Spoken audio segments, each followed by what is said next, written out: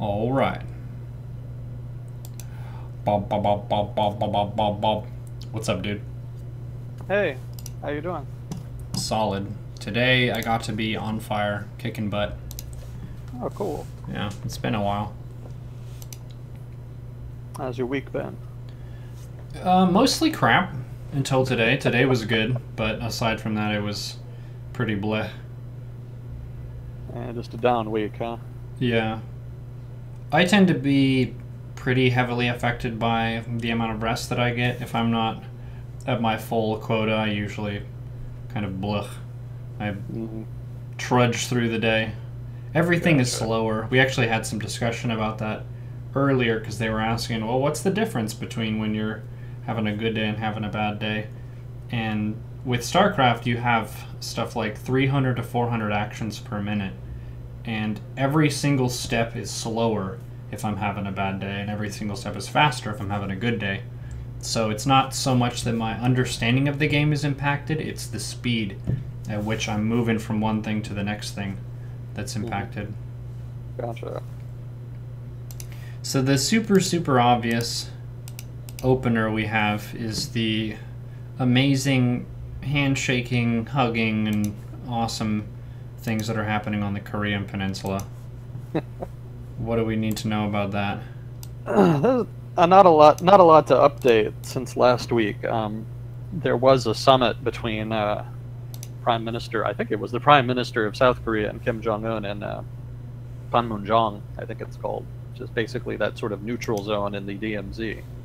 And they nominally agreed to remove, over the long term anyway, there's no immediate commitment, but they agreed that they would commit to removing nuclear weapons from the peninsula. Among other little things, there's a whole set of little agreements they made, like being less confrontational and stopping propaganda broadcasts over the DMZ and things like that. But not a whole lot of substance, really. It's more kind of part of the lead up to the Donald Trump-Kim Jong-un talks that are oncoming. Basically, Kim Jong-un and the North Korean government are signaling that they're willing to take steps to show good faith before the negotiations, in order to try to give them more, in order to give any promises they might make in the negotiation more credibility.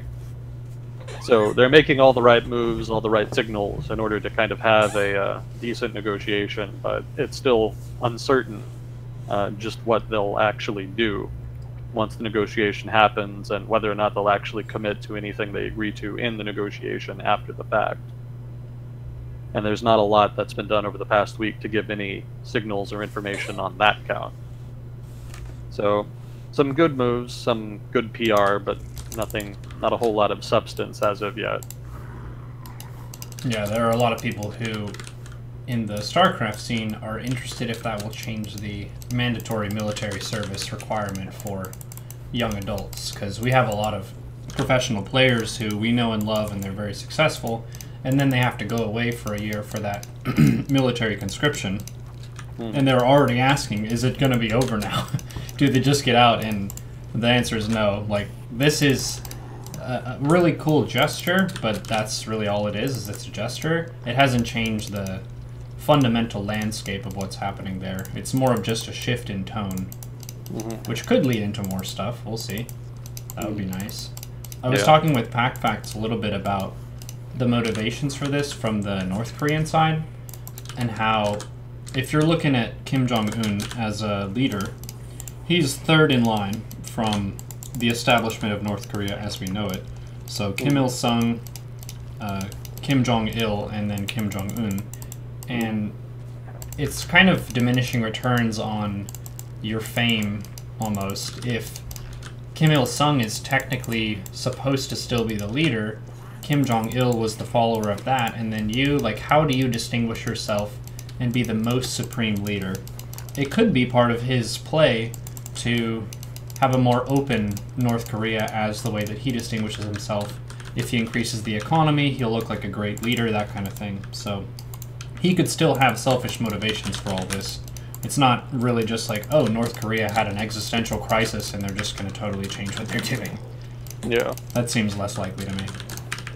Yeah, just what Kim Jong-un's motivations is unclear, because the political system is so opaque. It's not clear if he has absolute power or if he's part of a sort of the tip of the iceberg, a part of a larger patronage network that's ensconced in power in North Korea. And so without knowing that, it's kind of hard to determine, kind of hard to interpret policy change in North Korea, or at least public policy change.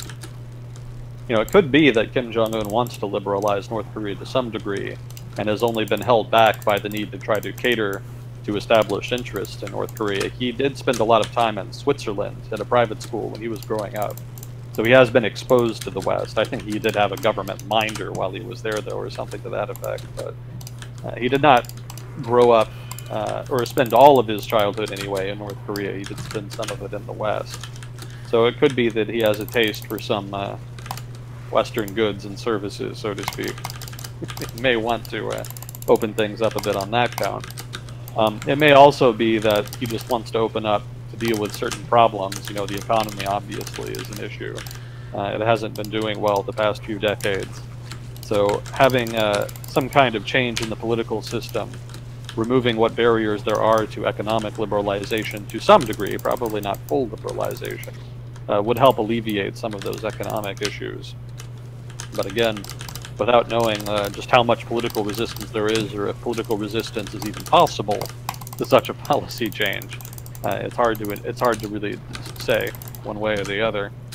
And it might not be any of the above. It could well just be the North Korean government reacting to pressure from the Trump administration and from the Communist Party of China with regard to sanctions and its nuclear program.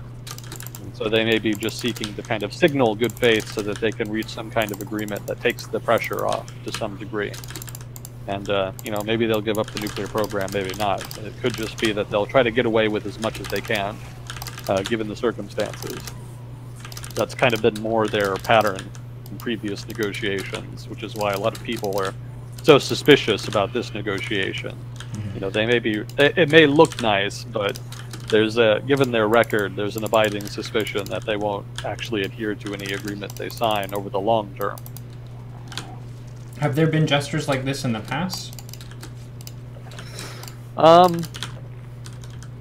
Sort of. Not to this extent, and not this consistently over time, but they did nominally reach an agreement with regard to the nuclear program under the Clinton administration, and I think again under the Bush administration. And in those separate agreements, the North Koreans either found a reason not to adhere to it, as was the case with the Clinton agreement, and otherwise just ignored it, basically, with the Bush agreement.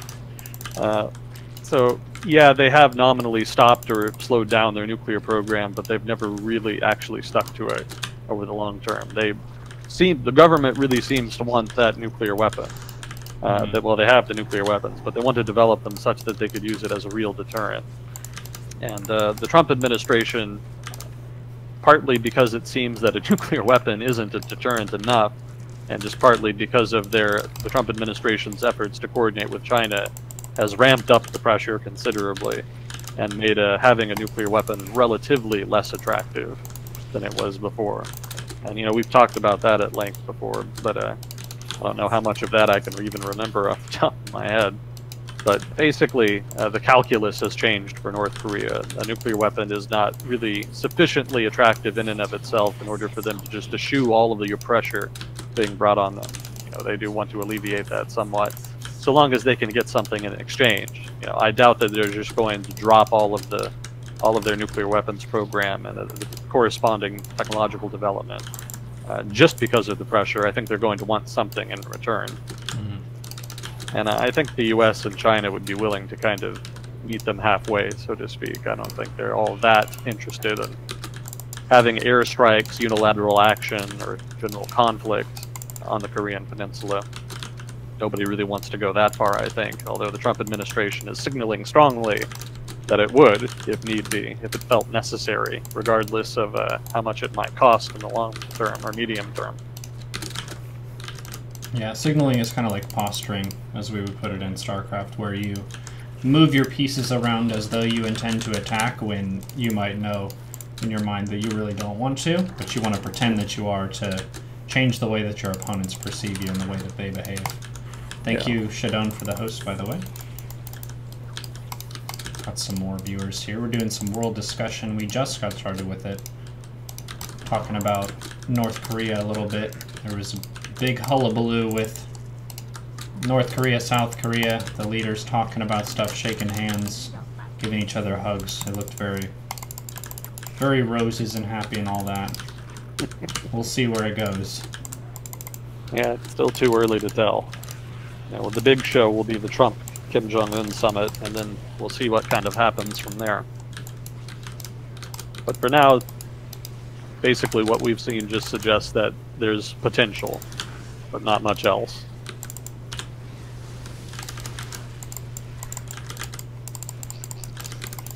Let's see. There wasn't a whole lot to go on for this week, because it was mostly established stories just kind of evolving forward. But not a lot, nothing really exciting happened. Nothing important really got blown up. I did note that there was about 40 Tuaregs in Mali who were killed by Islamist rebels, which surprised me, because they had been kind of, well, it's not too much of a surprise because they did fall out, but some people might remember a few years ago, rebels almost seized control of Mali, and some of them were Islamist. The media, of course, colored it as an Islamist revolt. That's not really the full story. There's been a long-running tension in Mali between Tuaregs living in the north and in the sort of more agricultural, urban south.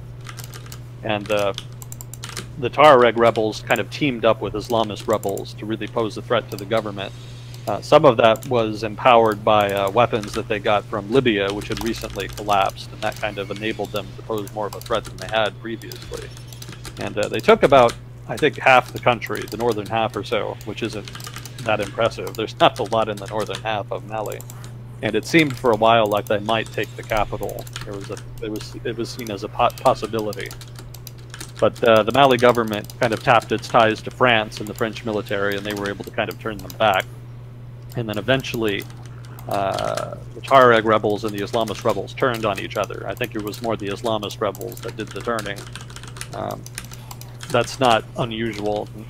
There's a pretty established pattern of Islamist rebels kind of pissing off the local population in territories that they take control of. You can kind of see the same phenomena with Al-Qaeda in Iraq. During the Iraq War, they controlled a good chunk of territory, but alienated so many people to a sufficient degree that the nationalist wing of the Iraqi insurgency turned on them and actually started cooperating with the United States military in order to kind of curb their territory and curb their power, which is pretty much the principal way that Al-Qaeda in Iraq was defeated in Iraq. That was kind of part of the surge, such as it was called. You know, that's a whole other debate, the degree to which the surge actually defeated the insurgency. It could be argued that it was not so much the surge itself, so much as that pre-existing trend of working with nationalist insurgents against Islamist insurgents. But again, whole other discussion. But the point is, that same kind of alienation, that same kind of bad governance is happened in Mali with the Islamist rebels there, and the Tuaregs turned on them. And it seems like there's still bad blood apparently, because Islamist rebels have come back and killed 40 more, apparently, Tuaregs in Mali. Probably not going to do much to mend fences, so I don't think there's much threat of an major Islamist revolt in Mali anytime soon, at least not for a while. Yeah, it's unfortunate because the Tuaregs do have some legitimate grievances. They're sort of a kind of desert nomadic people, and they're marginalized. They don't have a lot of access to education or public services, and they don't have much of a voice in government. And the government, for its part, does really not really care about them because of those facts, basically, because they do kind of live in the desert. There's not a whole lot of them. They're not that important politically, economically, etc. So there is legitimate grounds for grievances there, but their movement kind of got hijacked to a degree by Islamists, and so whatever gains they might have had were lost, basically, for that reason. As a result of that government counteroffensive in conjunction with the French military. It kind of seems like a little bit of overlap with hill people. If you're on less desirable terrain, oftentimes the People on the more fruitful terrain will push you around in some capacity. Yeah, you can see that with the Tuaregs, with the Berbers, and probably with more than a few other groups in the Sahara region. I think the Sahrawis, I hope I'm pronouncing that right, are a case in point. Yeah, people don't really know much about Western Morocco. If you look at a map of the globe, you can see it there, on the western edge of the Sahara Desert, on the coast of West Africa. But actually, it's being occupied by Morocco. And technically, the UN recognizes it as an occupation. It hasn't been recognized widely as an official part of Morocco, but Morocco insists that it is an integral part of the Moroccan nation. And nobody really cares about Western Sahara, or Morocco much for that matter. So as a result, the occupation hasn't really been challenged much. So it's one of the lesser known occupations ongoing. And the Sahrawis, for their part, aren't sufficiently large in number to really challenge the Moroccan occupation. I don't even think Western Sahara has 1 million people. It might actually be even less than 1 million. If it's more than 1 million, it's not a whole lot more, I don't think. But Morocco, in contrast, has, I think, 10 million, maybe 20 million people. So there's a huge disparity in resources and people that the Sahrawis can't really make up for. And as a result, they're probably going to continue being occupied. Yeah, that kind of reminds me of, speaking of West Africa, West Africa is an interesting case study in French power and influence. There's this term called, I think I used it in my Twitter tweet the past week, Francafrique. And it refers to basically France's sphere of influence, so to speak, in Africa. And it encompasses not only French-speaking countries that used to be a part of the French Empire, but also other countries sort of around those countries. Basically, the West African region in general, if not also part of the Central African region. And all of those areas are strongly influenced economically by French companies and politically by the French government to varying degrees. And it's waxed and waned with time. It was more so in the Cold War, sort of mid-20th century, and it's kind of waned a bit since then, but France still kind of considers that their backyard, so to speak. And historically, there was even some tension between French intelligence services and American intelligence services about operating in the region. The French were not particularly happy about the United States intervening when it did. I think the principal case in point was the war between Libya and Chad, which was fought in the 1980s. Gaddafi was being his usual eccentric self and just thought it would be a good idea to try to install a friendly dictator in this neighboring country of Chad, south of Libya. And didn't work, so Libya-backed rebels, if not also parts of the Libyan army, fought against the government of Chad in a, several years long war. It lasted a while, I think, a good chunk of the 80s. And the French, for their part, worked with the Chad government. They considered Chad as sort of an allied French-affiliated government. But the United States also got involved and gave them some support. And you might think that the United States and France being on the same side of the conflict, if not, just on the same side of the Cold War in general, would cooperate more. But while there was cooperation, it was sort of grudging cooperation. The French very much considered it more their responsibility, their turf. Didn't really like the CIA kind of hopping around in Chad much. But it's not just military support either. Francafrique and French influence in Western Africa extends beyond the military into things like economic aid, development, political support, diplomatic support, etc. So those ties are very strong there even today. More so with some than others. Mali, I think, is kind of a recent convert. Mali had been a part of French West Africa, but they've kind of broken away after independence and tried to go their own way. I think they implemented something, maybe not an explicitly Marxist political system, but kind of in that vein. They kind of aligned a little more with the Soviets in the Cold War. But then after the Cold War ended, they started to kind of warm up to France again, and then relations improved dramatically after the rebellion a few years ago, when French support was needed in order to throw the rebels back. So French troops are in Mali now for the first time in a long time, and that's they behaved themselves fairly well, so relations have improved correspondingly. I think there's also French troops in Madagascar, Republic of Congo, Cote d'Ivoire, Ivory Coast. People who, I don't know how many people remember, but during the war in Libya, France was actually intervening in Cote d'Ivoire, or Cote d'Ivoire, I'm not sure on the pronunciation. Cote d'Ivoire. There you go. There was a disputed presidential election, and the guy that lost wasn't recognizing the result, and I think he may have been the incumbent, and he wasn't giving up power. Regardless, his people were basically fighting his opponent's people, and that necessitated French intervention, or at least opened the door to French intervention. And the resulting intervention resulted in the guy who nominally won the election being installed into the presidential palace, and the opponent, I think, being arrested.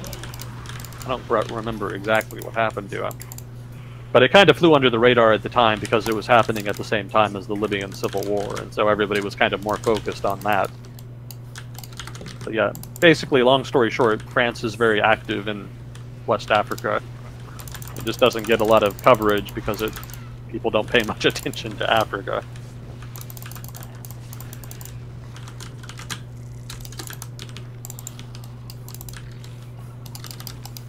Oh, have you been following the Brexit thing much? No. Has stuff been happening with it? Yeah, Teresa, we talked a little bit about it last week when we were talking. Somebody asked what would happen with the customs union, you know, because one of the big discussions going on right now vis-a-vis Brexit is whether or not the UK will stay in a customs union with the EU, or whether it will break completely with the EU. And the thinking is that the UK will probably either stay with the stay in a customs union with the EU, or it will have something like a customs union, effectively a de facto customs union in everything but name. And the reason that people think that, the reason there's this argument is because of the Good Friday Agreement and the Northern Ireland issue. You know, there's a desire to avoid a hard border with Ireland, but it's not really clear how that can happen without something like a customs union. And Theresa May, further complicating things, has publicly stated months ago that the UK absolutely would not be in a customs union with the EU, which kind of backs her into a corner, because again, she kind of needs something like a customs union, and it's not clear if the European Union is going to be willing to really kind of meet her halfway and have some kind of weird arrangement in which the UK has all the benefits of a customs union, but can kind of pick and choose goods that it wants to, you know, not want to have it applied to. So having a bespoke agreement is nice in principle, but it's not clear if Britain has the leverage to kind of force it out of the EU. Regardless, Theresa May and the May government haven't really been fully clear as to what this special de facto customs union would be, but this past week she kind of gave some signals on that. And I think she called it a customs partnership. And basically it would be a maintenance of the status quo. There would effectively, the UK would have a customs union with the EU. But the EU would have a de facto lower tariffs rate for goods imported from other non-EU countries, which were not then exported to the EU. So if somebody imported a good from, say, the United States, and they did not take that good and sell it to the European Union, they could get a rebate, basically, on the tariff they paid. So nominally they would have to pay an EU customs duty tariff on the good because it came from outside the EU. But the British government would give them a rebate so long as they didn't sell it on to the EU, which would basically mean that they paid a lower tariff. So hypothetically, that could be a means by which the UK could make trade agreements with countries outside the EU while maintaining effectively a customs union with the EU. I doubt the EU is going to be willing to agree to that, because the whole arrangement would depend on the goods not being imported from non-EU countries and then exported to the EU. And I don't think the EU trusts the British government to really police that, to prevent those goods from being sold on to the EU. So either they don't trust them to do it, or they don't think they have the capability to do it. It may just be not feasible practically, technically. Hypothetically, the EU could agree to it anyway, but they would probably ask for some significant concessions in return. given that that would be kind of a big ask on the part of the British government to have this kind of weird relationship, this customs partnership, as the May government calls it. So it just kind of speaks to the degree to which the May government is really reaching for a creative solution, which is not wrong in and of itself. There's nothing wrong with the creative solution, but you know, there's just too many plates that she's trying to circle at once, basically. That plate spinning analogy. She's trying to spin too many plates at once. She's trying to appeal, or rather appease, the pro-Brexit element within the Tory party, which wants a complete break with the European Union, hence her statement that she doesn't want a customs union at all. But at the same time, there's still a lot of Remain sentiment that either, well, there's a growing sentiment to just ditch the whole thing altogether, but there's enough Remain sentiment regardless that a complete break with the EU may not be feasible. And there's been a lot of action in Parliament with regard to some parliamentary votes on critical legislation that suggests that that the government's proposed Brexit agreement, once it's agreed to, could be defeated in Parliament.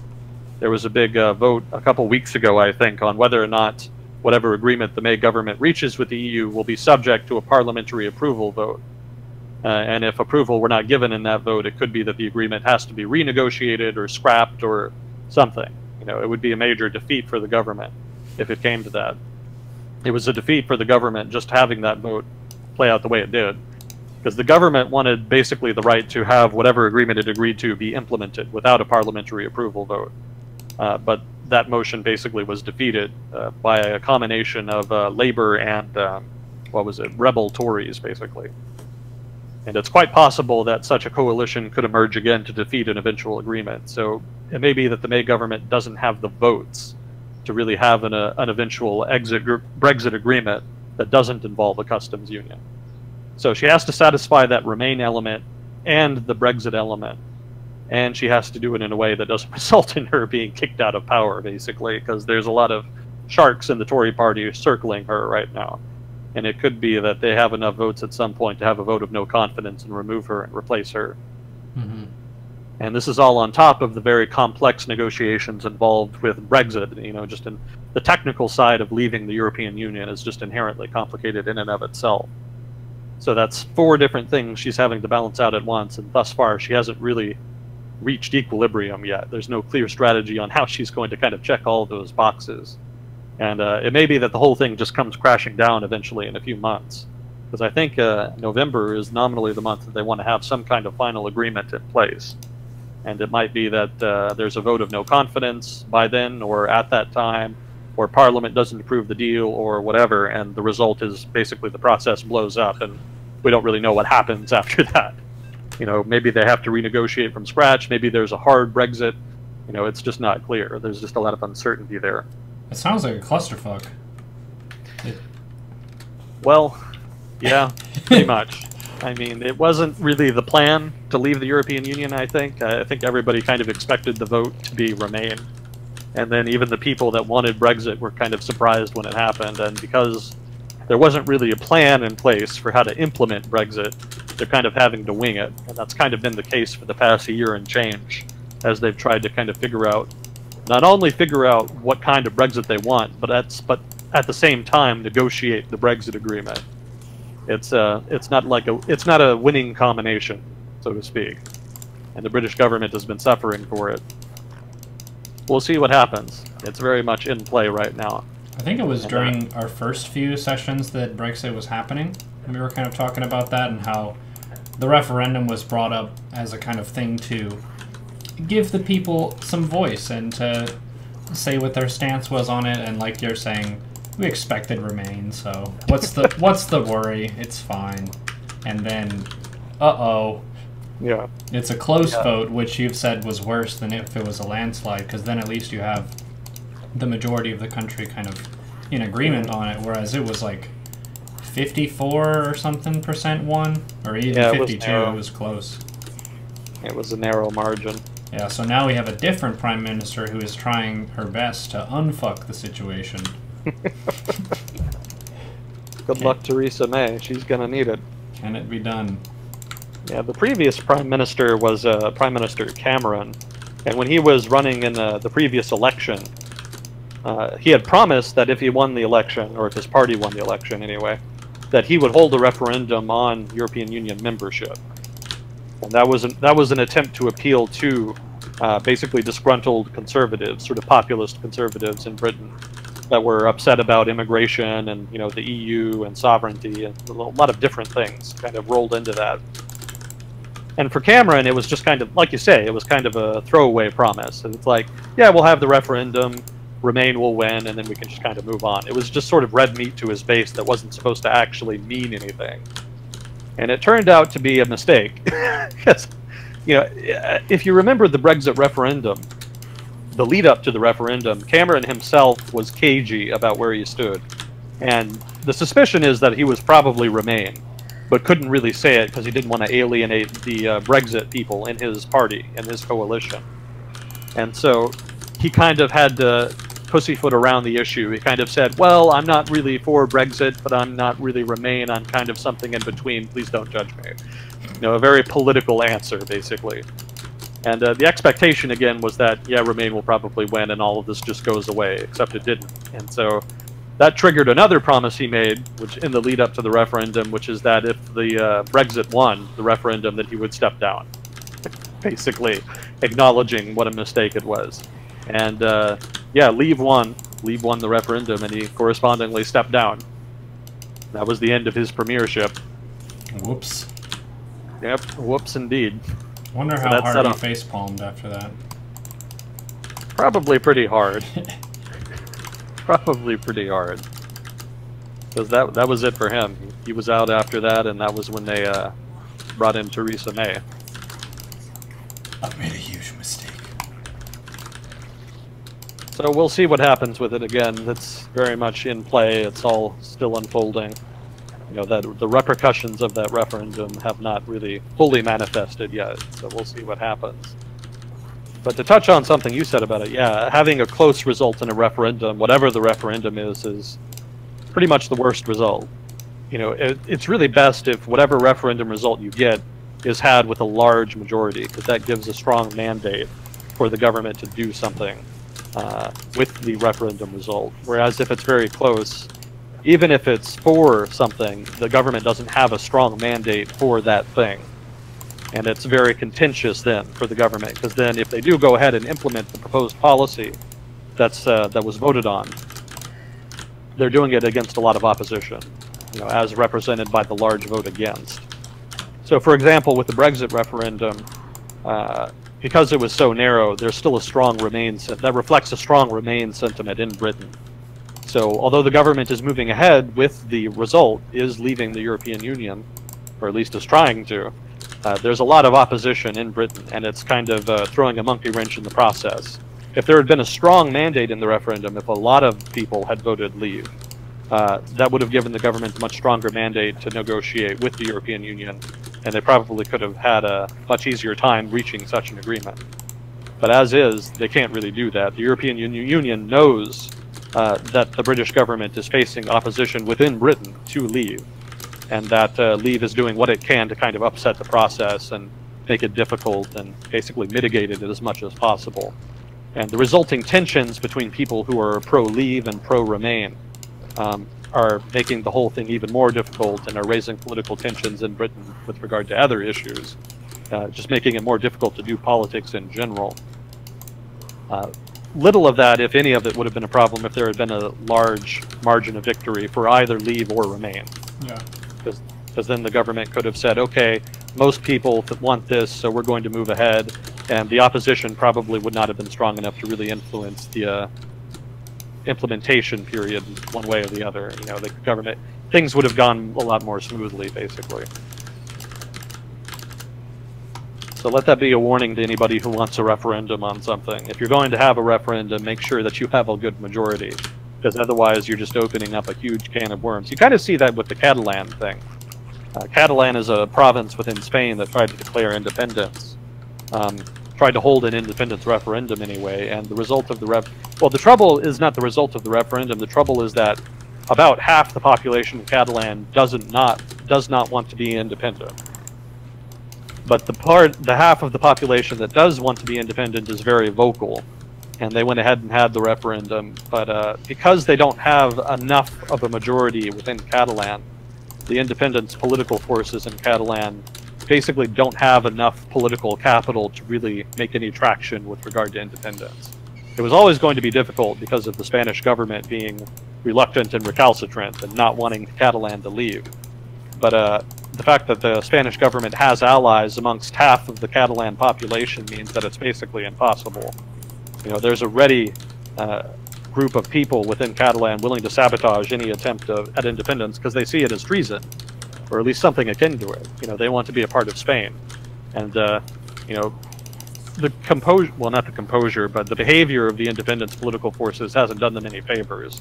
Because rather than negotiate with the pro-Spain people, the pro-status quo people within Catalan, they basically just tried to do it unilaterally. They just decided to have the referendum even though the opposition was dead set against it, rather than negotiate with them and meet them halfway. They just forced it through. And basically everything the independence forces in Catalan has done since then has been in that vein. You know, they really have not reached out much to other Catalans, you know, other people who are Catalan but who are not pro-independence. And as a result, the whole thing is just a big mess. It's not going anywhere. More horse and pony show than it is a substantive political movement at this point. Mm-hmm.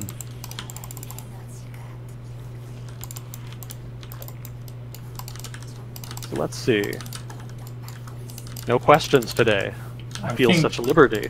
We may have some. There was Sea of Whiskey stepped up to do questions. I think Strophium said he was going to take some. So it's been a little bit less clear on that front.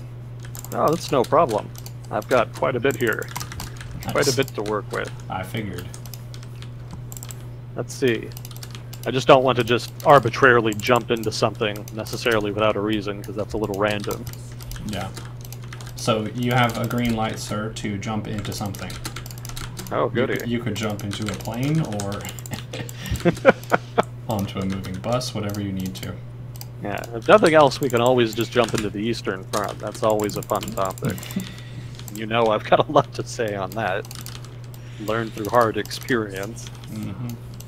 Let's see. But there was, I think 2 weeks ago or 3 weeks ago, because this is an older thing that I have in my notes here, but China actually declared, the Chinese government declared that they would open up their car market to U.S. imports by 2022. And by that I mean they, technically the declaration is that they're going to reduce foreign ownership restrictions. Because right now, a Chinese, if you want to sell cars in China, you have to do it as part of a partnership with a local Chinese company. So, you know, you can't just jump in and start selling cars. You have to find a local partner. And your partnership has to be, I think, majority owned, like 51% at least, by that local company. So what they're going to do is by 2022, at least this is what they say, they're going to relax that restriction such that you can come in. And I think you still have to work with a partner, but it doesn't have to be 51% for the partner. You can have majority ownership of your group in China. And they're actually going to phase this in over time. They're actually going to relax the restrictions for electric and hybrid vehicles in 2018, in this year. And then they're going to relax the restrictions for commercial vehicles by 2020, and then for the whole automotive market by 2022. So the question is whether or not they're doing this because of pressure brought by the Trump administration. And that's not entirely clear. If so, it would be a win for the administration and their approach to to trade relations with China generally. But it's not necessarily the Trump administration's pressure in and of itself. It might be in conjunction with something else, or it might be something else entirely. For example, let's see, what did I have this here? It may be that the Chinese government is trying to pressure Chinese firms to be more competitive. This is a development strategy that was used by South Korea, Japan, etc. Basically the Asian tiger economies. Broad swaths of the economy and the Asian tiger, of the economies of the Asian tiger economies were sort of blocked off from trade and protected. But certain select industries were selected in order to be sort of engines of development, national champions, if you will. And these were opened up and subjected to international trade, specifically to make them more competitive, to ensure that they did not basically engage in rent-seeking vis-a-vis protectionist policies. So it may be that the Chinese government is doing something similar with its automotive industry in order to try to get it to become more efficient and less reliant on subsidies. Also, something else to keep in mind, this could just be a temporary announcement that's meant to appease the Trump administration.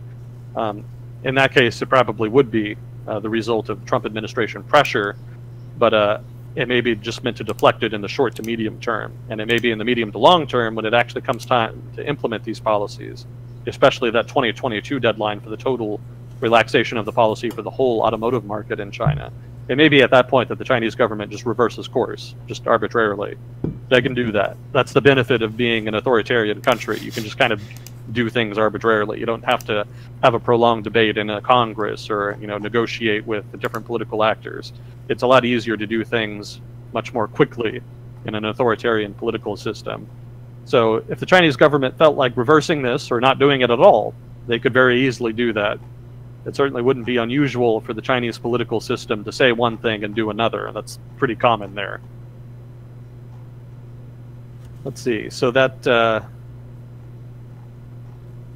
even if it did open up, yeah, that's another point. Even if the Chinese government did open up its automotive industry, like it says it will, they would still have an advantage, because one of the things the Chinese government can do is implement non-tariff barriers to trade. Now, nominally, this has been the subject of debate thus far, as the Trump administration's critiques of the Chinese government and its trade policy, because nominally tariffs are low, but relatively speaking. But the real barriers to trade for American automotive companies in China are non-tariff barriers, things like environmental regulations, things like local partnership requirements, local content requirements, a lot of little things like that. And that's sort of been the principal vector of criticism for the Trump administration. But even if the Chinese government gave concessions on these grounds, even if it did reform these areas of non-tariff barriers, they would still have a way of putting American producers at a disadvantage, which is basically through the party system. The Communist Party of China has connections to almost every major industry and company in China.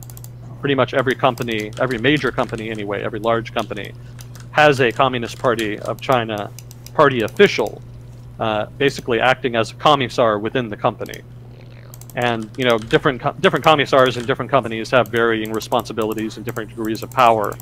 And of course, bribery is an issue. So it may be that the company can just bribe the commissar not to tell them what to do, or the commissar can demand a bribe, in exchange for not ratting them out for something or what have you. But that system is in place. So nominally, the Communist Party of China could use that system to pressure companies not to buy American goods and services. And you wouldn't necessarily know they were doing that, because they could do it clandestinely through political channels, basically through the party network. And if they did that, it would be very difficult to counter, because nominally it's a matter, what you buy is nominally a matter of preference. So if what you buy is a matter of price, then having an even playing field by having low tariffs, reciprocal tariffs, and low to no non-tariff barriers is critical to having fair trade between the United States and China. But if the party uses its political power to try to sway preferences in China beyond just price, that could put American producers at a disadvantage. And again, that could be done directly through a mandate to Chinese companies and whatnot not to buy certain goods and services, which they would kind of feel obligated to honor, even though technically they're not a part of the political system. Even though Chinese companies are separate from the Communist Party of China, they would feel intimidated, basically, from such a mandate, in order to intimidate it into compliance. But they could also do it indirectly, and they've actually done this recently, by basically telling the Chinese public writ large not to buy goods from a certain country. This happened with the THAAD issue in South Korea. The United States deployed a missile defense system called THAAD in South Korea. And the Chinese government was very upset by that, wanted the South Korean government not to do it. The South Korean government did it anyway, a bit grudgingly, but that's a whole other discussion. And so the Chinese government kind of punished them by issuing a lot of condemnation of South Korea and not restricting its citizens from traveling to South Korea for tourism or buying South Korean goods or whatnot, but basically just playing up the propaganda such that there was a popular sentiment against South Korea in the Chinese public for a while, with the result being an economic hit on South Korea's economy. Now, that's not really something that's easy to counter, right? That's not like a law or a rule that makes trade uneven. That's a matter of preferences. You know, the United States government can't really do that. Like, if the United States government says, we don't like this country and we don't want you to travel there, but we're not actually going to pass a law that restricts you from doing so, a lot of people would just shrug their shoulders and say, fuck you, don't tell me what to do. Which is very American. That's how people here behave, pretty much. That's how they think. But in China, the party has a lot more influence over public opinion, not just because of its control over propaganda, but because it has a fair amount of legitimacy amongst large, tracts of the population.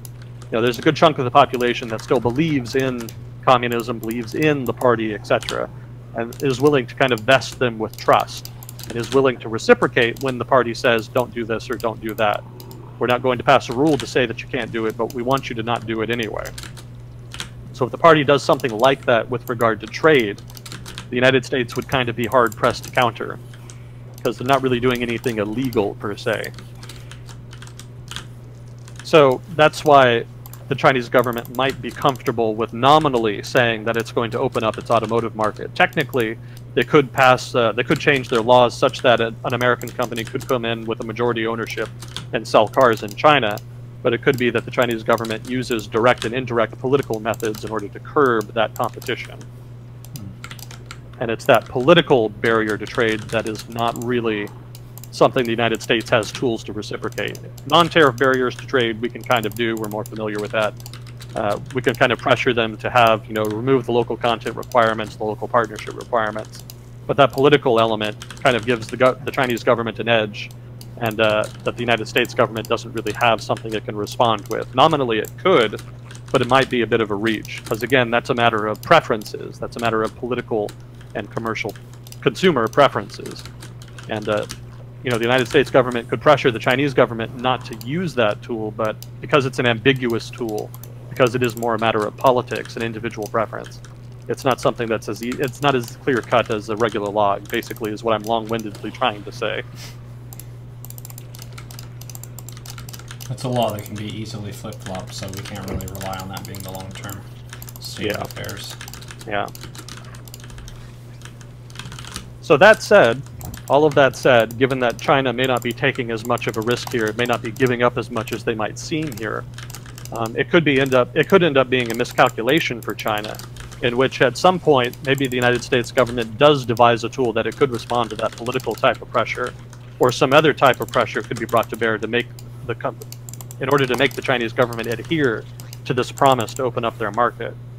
So if circumstances in the future change, and it may not even be U.S. pressure, it could be something in China that happens in Chinese politics that makes them want to adhere to this promise, or feel compelled to anyway. But basically, because they made this promise, they could end up having to adhere to it even though they didn't originally plan to. So if that's the case, even if the party does not actually want to open up and make the automotive market in China competitive, well, not competitive, but open it up to competition to international markets, international producers like U.S. producers. Even if that's the case, it could end up being a miscalculation such that they end up doing that anyway. And in so much as that's the case, this could still be a victory for the Trump administration. Even if the initial concession is not substantive, it could end up being substantive. And given that it wouldn't have happened, it may not have happened in the first place if not for Trump administration pressure, they could then be credited with that.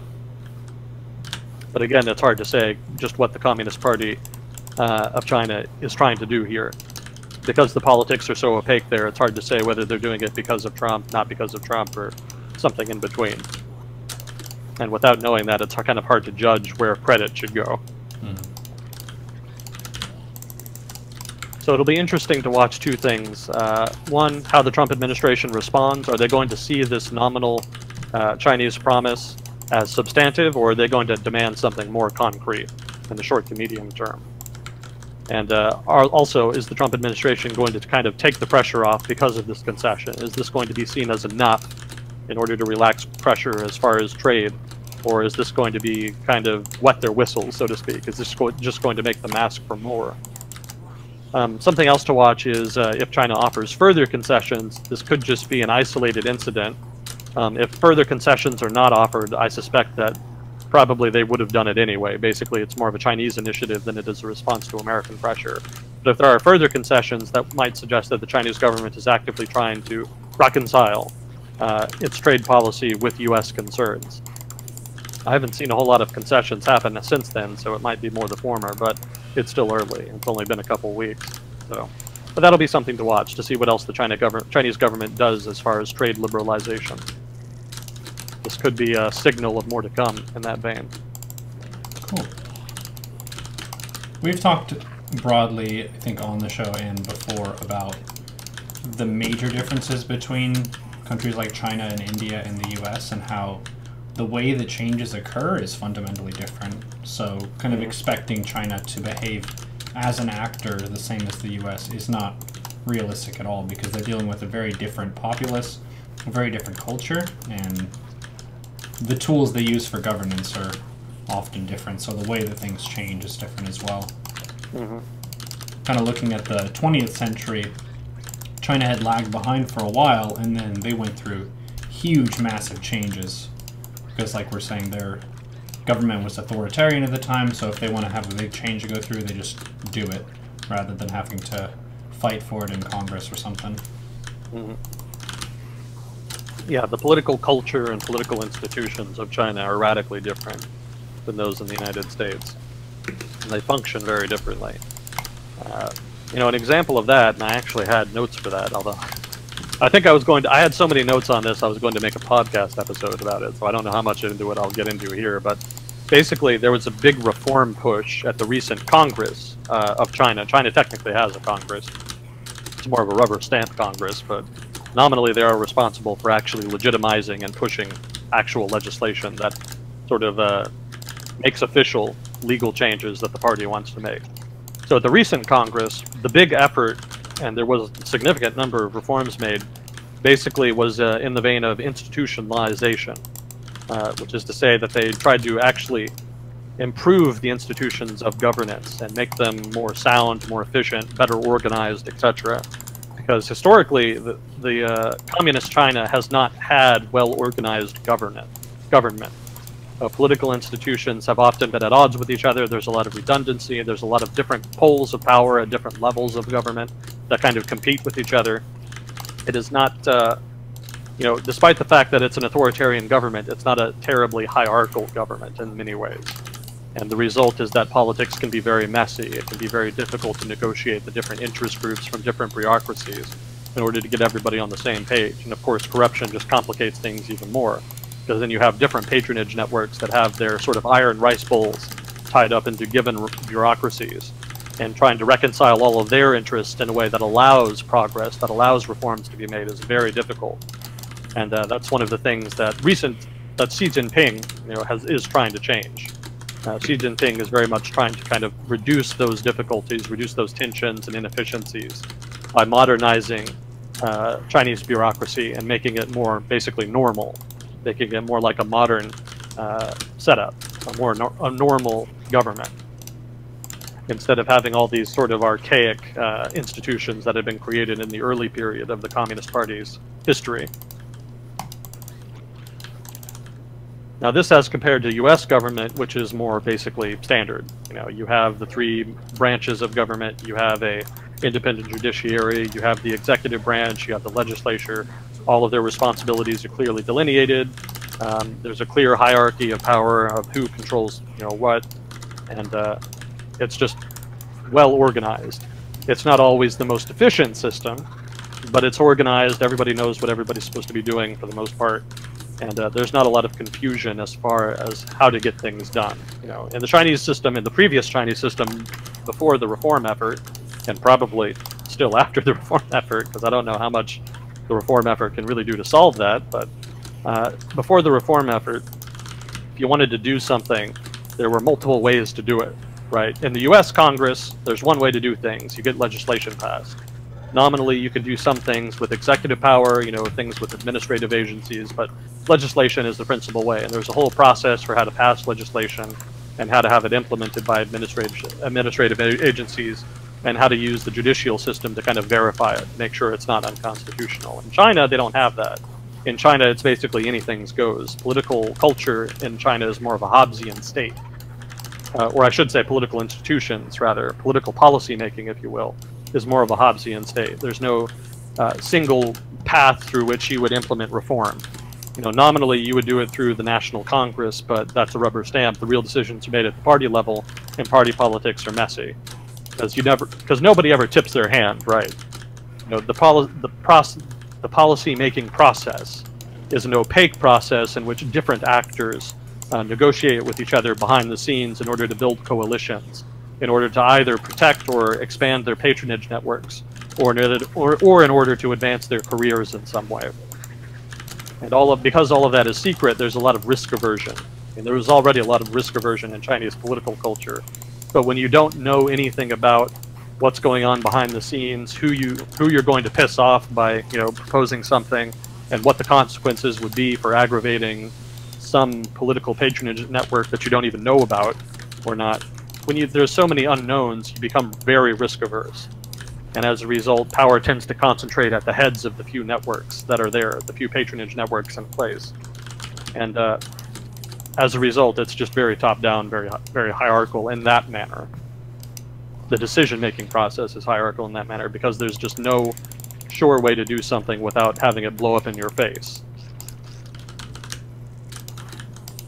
And because of that, there's no one way to do something. So different actors will negotiate with each other, and then maybe they'll agree to something, or maybe there will be opposition, or maybe somebody agrees to something but then uses their patronage network to drag their feet and slow the process. You know, again, there's just no one way to do it, and there's no clear, safe way in order to really propose change and actually see it through. Again, it's a Hobbesian state. It's a messy system, and they're trying to modernize it by making it more hierarchical, more clear-cut, and more institutionalized, you know, just having rules in place and by which you could do certain things, whereas before it was just more people who did it. People would only do something if they had good connections, good guanxi, if they were very secure in their position within the government and their power and the power of their network. If not, then you just don't do it.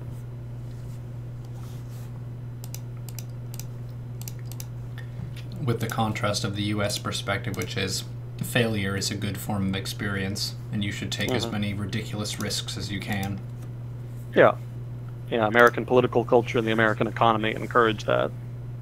It's a big strength for the US economy, too, because they don't have that in China. Not just in politics, but you know, just in Asia generally. There's a lot of risk aversion in business, and that inhibits economic activity, whereas in the United States, the economic environment is much more forgiving. You know, failure in business is not seen as a signal that you're just bad at business. It's seen as experience. You know, you made the effort, you learned from it. Okay, you know, that means that you know more than you did before, and maybe you're actually a safer bet now than you were before. So maybe you're more willing to lend money to those people. You know, that's kind of a rough summary of business culture in the U.S., but it's a benefit basically, because people are willing to take risks and are willing to forgive failure. There's more economic dynamism in the United States than there is in Asian economies, which tend to be more about rent-seeking. They tend to be more about less emphasis on competition and more emphasis on having an iron rice bowl, having a safe source of income, and basically playing it very conservatively, not taking too many risks unless you agree to them by committee, you know, unless you can get a lot of people to kind of sign on.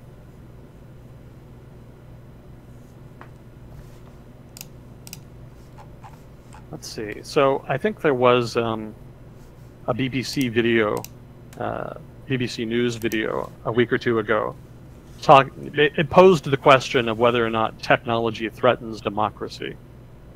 And it raised some points that I kind of disagreed with, so I thought it might be interesting to kind of dig into that a little bit. So one of the things in the video that was asserted was that with big data, politicians can exploit people's psychological vulnerabilities, which is technically true, but Facebook or internet ads, which is kind of what the video focused on, is kind of a weak venue, a weak avenue through which to do that. Especially for younger people who've kind of, I think I read somewhere that our generation, basically people under 30 or so, have been subjected to more advertising than any previous generation. And the result of that is that there's kind of an ingrained, learned resistance to advertising. You just kind of learn to ignore it. So if political advertising is the means by which they're going to use all of this big data and technology and whatnot, then it's probably not going to be very effective over the medium to long term, because there's a generation that's kind of growing up that is just inherently resistant to ads like that. So another thing that they brought up, asserted, was that with big data profiles of 1 million people, you could send 1 million personalized messages, which sounded to me like sending basically junk mail. You're basically sending personalized junk mail. Mm-hmm. Personalized, yes, but still junk mail. And most people don't read their junk mail, either in their email box or in real life. Their actual junk mail.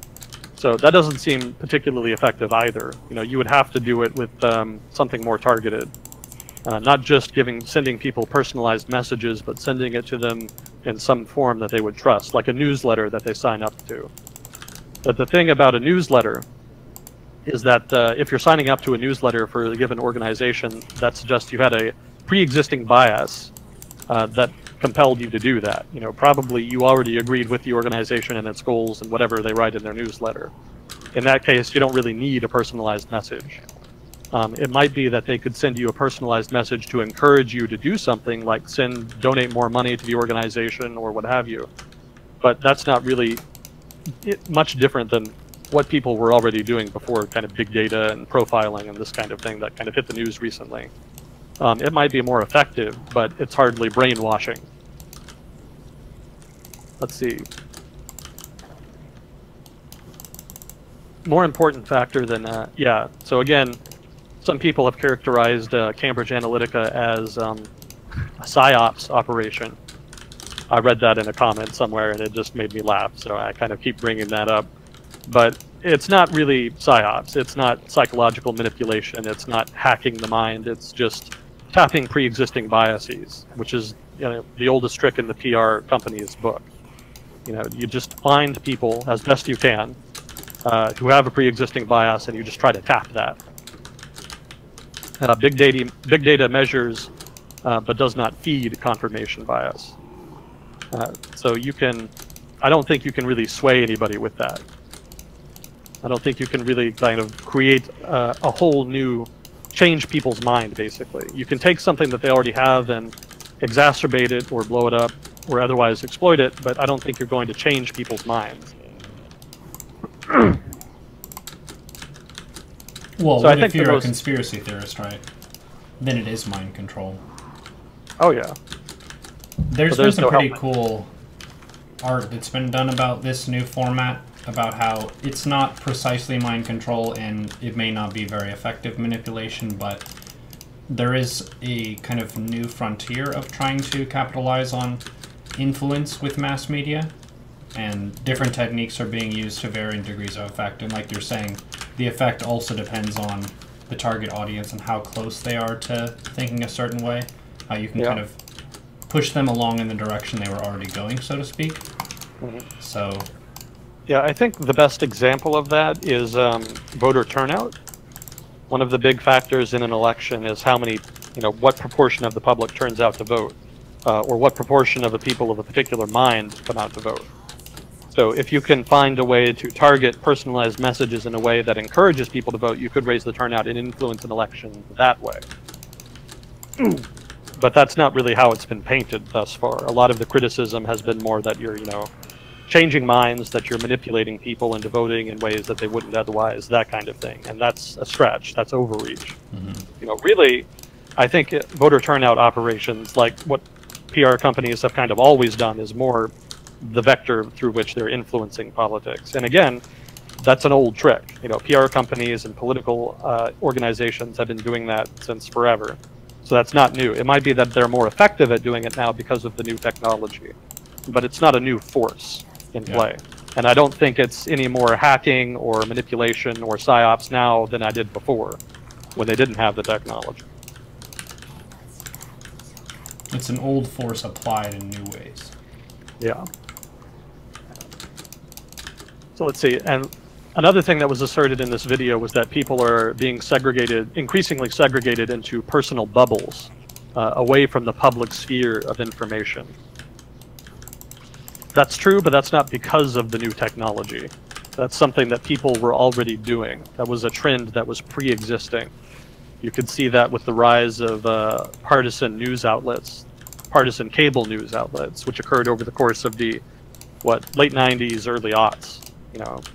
That was already in play. So I don't think big data and social media profiles and all of that sort of thing is kind of new.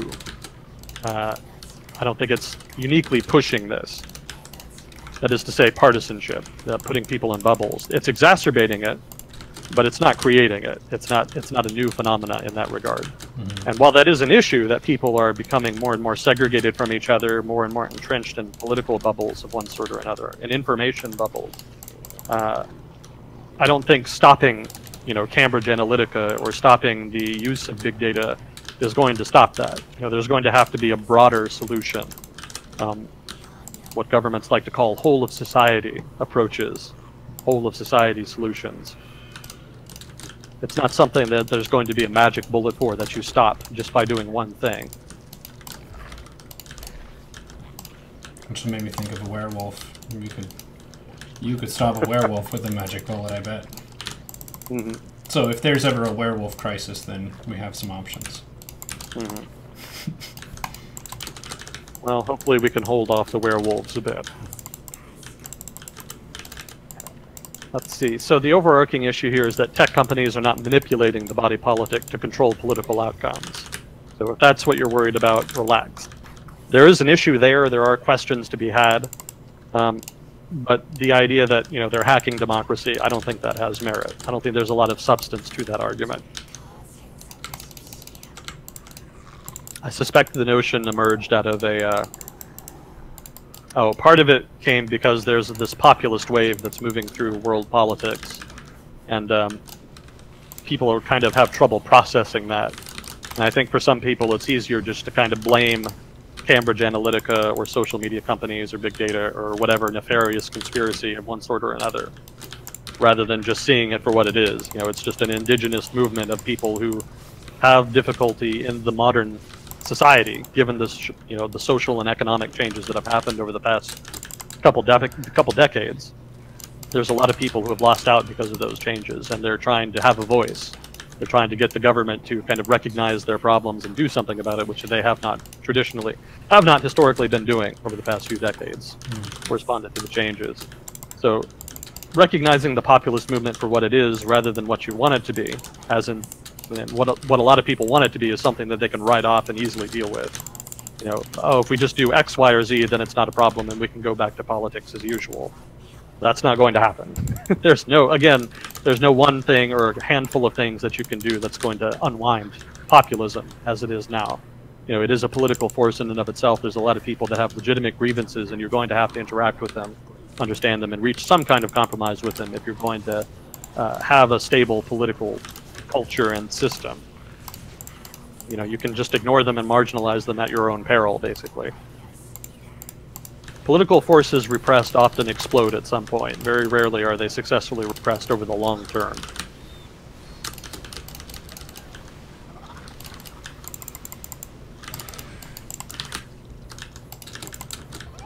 I guess now might be a good time to give the usual disclaimer, which is that I'm I want to do it every week because I know we get new people watching every week, but I'm not an expert in everything we talk about. I'm more foreign policy, economics, political economy. I have a background, a hobbyist background at some of it, and some of it I'm more introductory. It's meant to be basically I welcome criticism if I say something stupid or wrong or what have you. I encourage chat to comment on it and let me know if I'm wrong. I want to know anybody. So please do contribute in chat. It's meant to be more of a conversation. I know it's mostly me talking, but it is meant to be more conversational. And I don't read chat while we do it, but I do generally read it after. I read it after. I might pop in sometimes while we're talking, especially since we don't have any questions today. But the idea is basically, critique me, let me know what you think, and I can learn basically to be better at this, and I can learn something. I actually do learn a lot reading through chat. There's a lot of people who know things I don't, or point out things that I thought were true that are not true. So certainly participation is encouraged. Yeah, there is a kind of aspect of these segments we have that is two friends kind of shooting the shit. So we're not super experts on all these topics. Some of this stuff you may know quite a lot about compared to most other places where you would talk about them, but yeah, for a lot of it is just kind of like nobody knows 100% on this issue and we're kind of taking a stab at it. Just trying to think critically about what's going on and reason our way through it rather than definitively knowing exactly what's going on. Yeah, that's kind of the objective here, just to kind of talk about things, flesh out what's known, what's not known, but not to preach. You know, I'm not going to tell you what to think. You know, I just want to inform people, to kind of get them, you know, expose them to information that maybe they weren't aware of before, so that they can better inform their own decision about what they believe. You know, a lot of things we talk about are kind of discretionary. They kind of come down to personal preference or opinion. So on those things, I don't tell people what to believe, but in general, I try to give them more information to reach a conclusion, so that it's kind of more reasoned and informed and whatnot. I try not to editorialize, and if I slip into editorializing, you know, again, in chat encouraged to contribute there. You know, if I slip into that, let me know, because I'm trying not to, for the most part.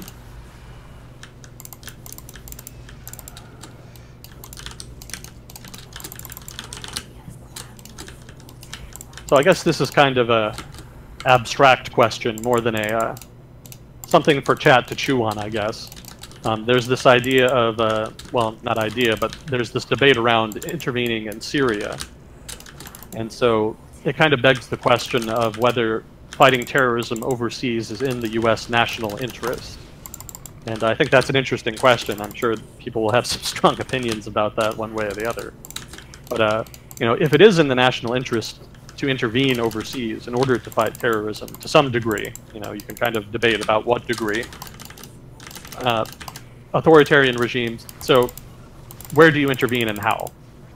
You know, are authoritarian regimes allies in fighting terrorism, or are they the cause of terrorism?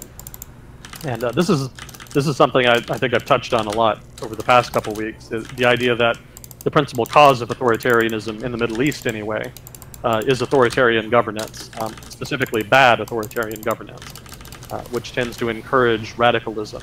You know, again, like I said before, the more you repress a political movement, a political force, basically the worse it explodes later on.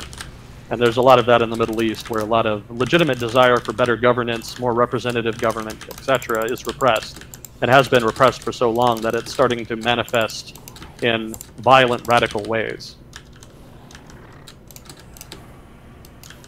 Let's see.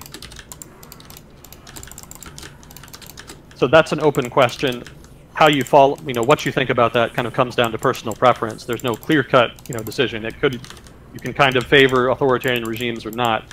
But I think it's important, whatever strategy is kind of set on, should kind of recognize the fact that authoritarian governance and bad governance is a big problem as far as generating terrorism and radical politics in the Middle East. And that if you then do want to work with authoritarian regimes in the region, you should do so in a way that encourages good governance and tries to pressure them into good governance. And I think the pressure aspect is important there. I know, you know, the governments in question won't like it because they value sovereignty, but you'll need pressure because there's a lot of resistance to reform in these governments, because patronage networks basically depend on a lack of reform, depend on the system maintaining the status quo. Reform threatens patronage networks, and so they tend to resist it, and they don't do it generally unless there's some external force trying to pressure them to do so. So, you know, if you do prefer authoritarian regimes as far as managing terrorism in US foreign policy, I know not everybody listening is from the US, so this is kind of more of an abstract argument for them, since a lot of different countries also face this question about dealing with terrorism overseas. But if you do want to deal with authoritarian regimes in this way, I think it's kind of, this is more the smart way to do that. Now, on the other hand, you could say that authoritarian regimes are more the problem than the solution, and that they're kind of, that they will not reciprocate efforts to pressure, basically, to reform. And so that more direct pressure should be taken either in the form of economic sanctions or perhaps military armed intervention of some kind. That's sort of the other side of the coin. Obviously, there's been a lot of that over the past 10, 15 years. A lot of it has been messy.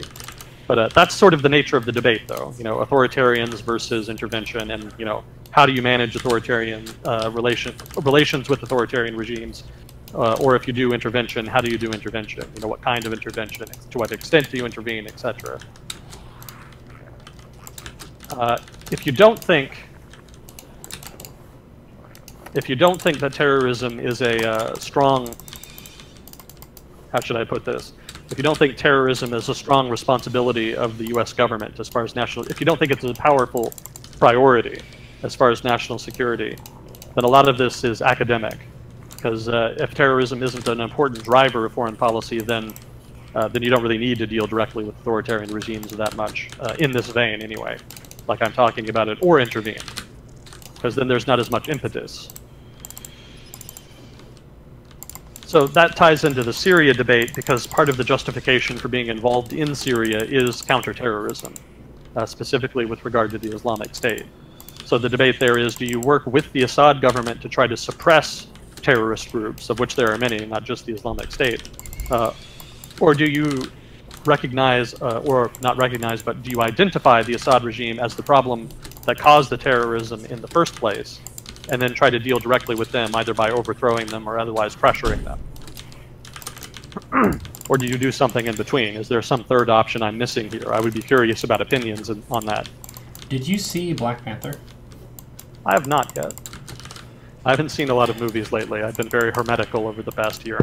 That movie asked that question in a very Hollywood kind of Marvel Studios kind of way, but the expansionist versus isolationist question that nations face, and how either one has its pros and cons. It kind of depends on the culture of the country, the prevailing zeitgeist, and what you want to prioritize, because you can't do both at the same time. You kind of have to establish yourself as someone who's going to intervene in other countries or not. And then the question is, if you are going to intervene, how do you intervene? So the movie asked a lot of those questions. I actually really enjoyed Black Panther. I thought it was awesome that we got a superhero movie where it's not another giant monster alien invasion story, which we've had many of those at this point. Superheroes gotta fight the aliens, uh-oh. Whereas this one was more of a nation asking some of those questions, which made it fit really well into the modern era of globalization and what that means for countries around the world, how they should share or compete with each other, that kind of thing. That sounds interesting. I'll have to give it a try at some point. Yeah. Let's see.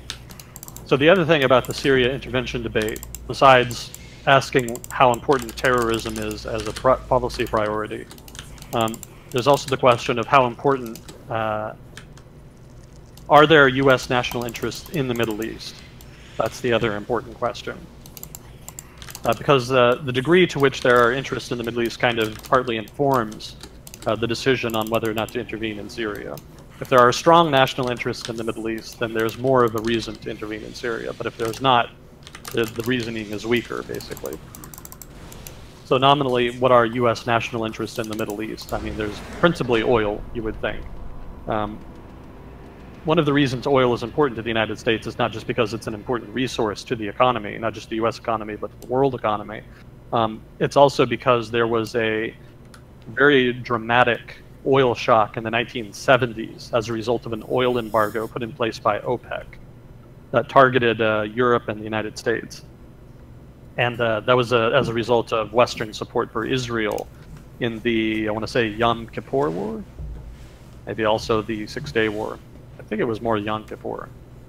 Well, regardless, there was a big oil embargo, and it had a dramatic and traumatic effect on Western economies. And ever since then, there's been a very strong desire on the part of, well, certainly the US government, if not also Europe, to have a strong presence in the Middle East and to have a strong influence on Middle Eastern politics in order to try to ensure that that doesn't happen again. Part of that is managing peace between Arabs and Israelis.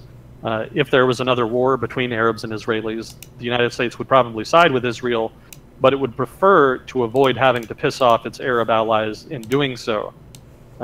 potentially resulting in another oil shock, again, another oil embargo. So part of the reason the United States is in the Middle East is to prevent an Arab-Israeli conflict from emerging in which the United States has to pick a side and therefore piss off one side or the other, probably the Arabs, since they would probably side with Israel. So avoiding that eventuality is part of the justification for the United States being there. And again, that comes down to the oil, preventing an oil shock. There's also, part of preventing the oil shock is protecting the oil supplies, not only from the political eccentricities of the Saudi government, among other Arab governments, but also from foreign threats. Obviously, there's going to be a big oil shock if a hostile government comes to power in major oil-producing nations and cuts the United States off. That would be a problem too, beyond an oil embargo by present allies. So part of the justification for U.S. presence in the Middle East also has to do with protecting Saudi Arabia, Bahrain, Qatar, Kuwait, etc., from foreign invasion by hostile governments. Now, what hostile governments are threatening those countries? Well, there's not really many. It's pretty much just one, and that's Iran. And Iran sees Western influence and Western allied countries in the region as being alien and hostile to not only Iran, but also to the legitimate democratic aspirations of the populations in the region. And so predicated on that, predicated on those criticisms, the Iranian government has a very hostile relationship with Saudi Arabia, etc., in the region. They want to push out American influence. And the Iranians would say they want to liberate the region and put it in the hands of the people. More likely, they would set up a hegemonic system in which Iran was the head of an alliance system with different countries in the region. We're just spreading a little bit of freedom, Yeah, pretty much. And the degree to which that would be representative of the desires of the local populations in the region is debatable. And whether or not they would actually implement any kind of democratic system, I'm skeptical, again, open to debate, but probably wouldn't end well for American oil supplies, if not world oil supplies, since then the sale of oil would not be predicated on economic relationships, but on political relationships, hypothetically. Again, you can disagree with that and critique it, but I suspect that if Iran actually did have client states, or at least allied states in Arab oil-producing nations, they would probably leverage that relationship in order to control the flow of oil, in order to influence political outcomes in the West, or if not political outcomes, then policy outcomes, vis-a-vis foreign policy in the Middle East. So because of that suspicion, basically, that's, well, part of the reason the United States is in the Middle East is because of that suspicion. That is part of the logic and reasoning behind American involvement in the Middle East, and behind the notion that America does have a strong national interest in being in the Middle East. So that's another reason you could say that the United States has a strong national interest there. So Iran, oil supplies, preventing conflict, there's a couple of ways you could justify it.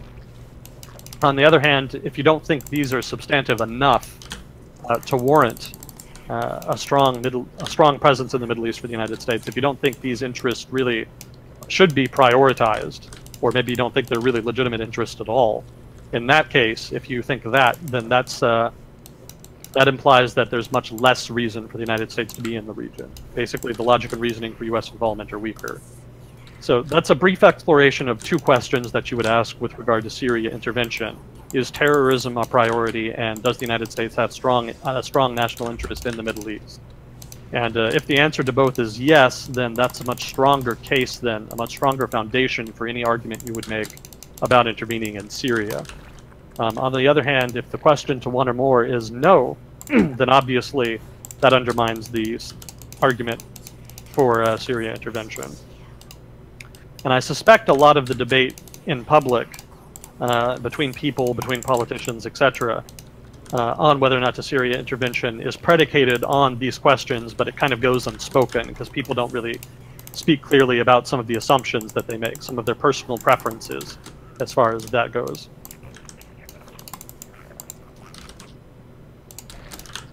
So basically, if you do talk with somebody about intervening in Syria, keep in mind that implicit in that discussion is some assumptions and preferences about American interests in the region and the importance of terrorism. to a foreign policy. Just something to keep in the back of your head when you're talking with that other person, because some of the source of disagreement between people is not predicated on a desire to, is not actually predicated on disagreement about intervention per se, but about some of these subcategories, some of these other questions that are relevant. And it may be that if you kind of elaborate on those, then you can reach agreement more easily and reach a compromise more easily. It's also pretty key to kind of point out how the U.S. military-industrial complex is already committed in the region. So with a president like Obama, which you've described as being dovish compared to, say, Bush or Clinton, if American military forces are already there, how does he play that out? Because the boots are already on the ground. How would you like to proceed? It's not like every president gets to decide from scratch if we're going to be committed militarily in the region. We're there. So how does it play out from here? We're not dealing from a fresh and new game. This is a long story. Problem. Yeah, every conflict has a history. So you're not starting from scratch. It's not simply a question of should we pull out of the Middle East or not. It's what are we willing to sacrifice if we want to pull out of the Middle East immediately? What are the costs inherent to that? What are the costs of staying in the Middle East? How long do we want to stay? You know, any given policy comes with costs and benefits, and weighing those is an important part of the debate. It's not just a matter of, you know, good versus evil. We want this, we want that. There's a lot of different actors and interests in play, and a lot of different factors that have been playing out over time that have to be accounted for. You know, the Bush administration, or maybe the Obama administration, actually it was the Obama administration, to think of it. The Obama administration faced a difficult choice with regard to Iraq. Do you stay in Iraq over the long term, or do you pull out as soon as possible? You know, how do you manage that relationship? Obviously, after the Bush years, there was a strong sentiment against intervention, and specifically a strong sentiment against American presence in Iraq. So there was a strong desire to get out, but getting out quickly and cutting ties puts the Iraqi government at a disadvantage, because it means that it kind of inhibits somewhat their institutional development, their political development, and their security development, the development of their ability to provide security for their citizens.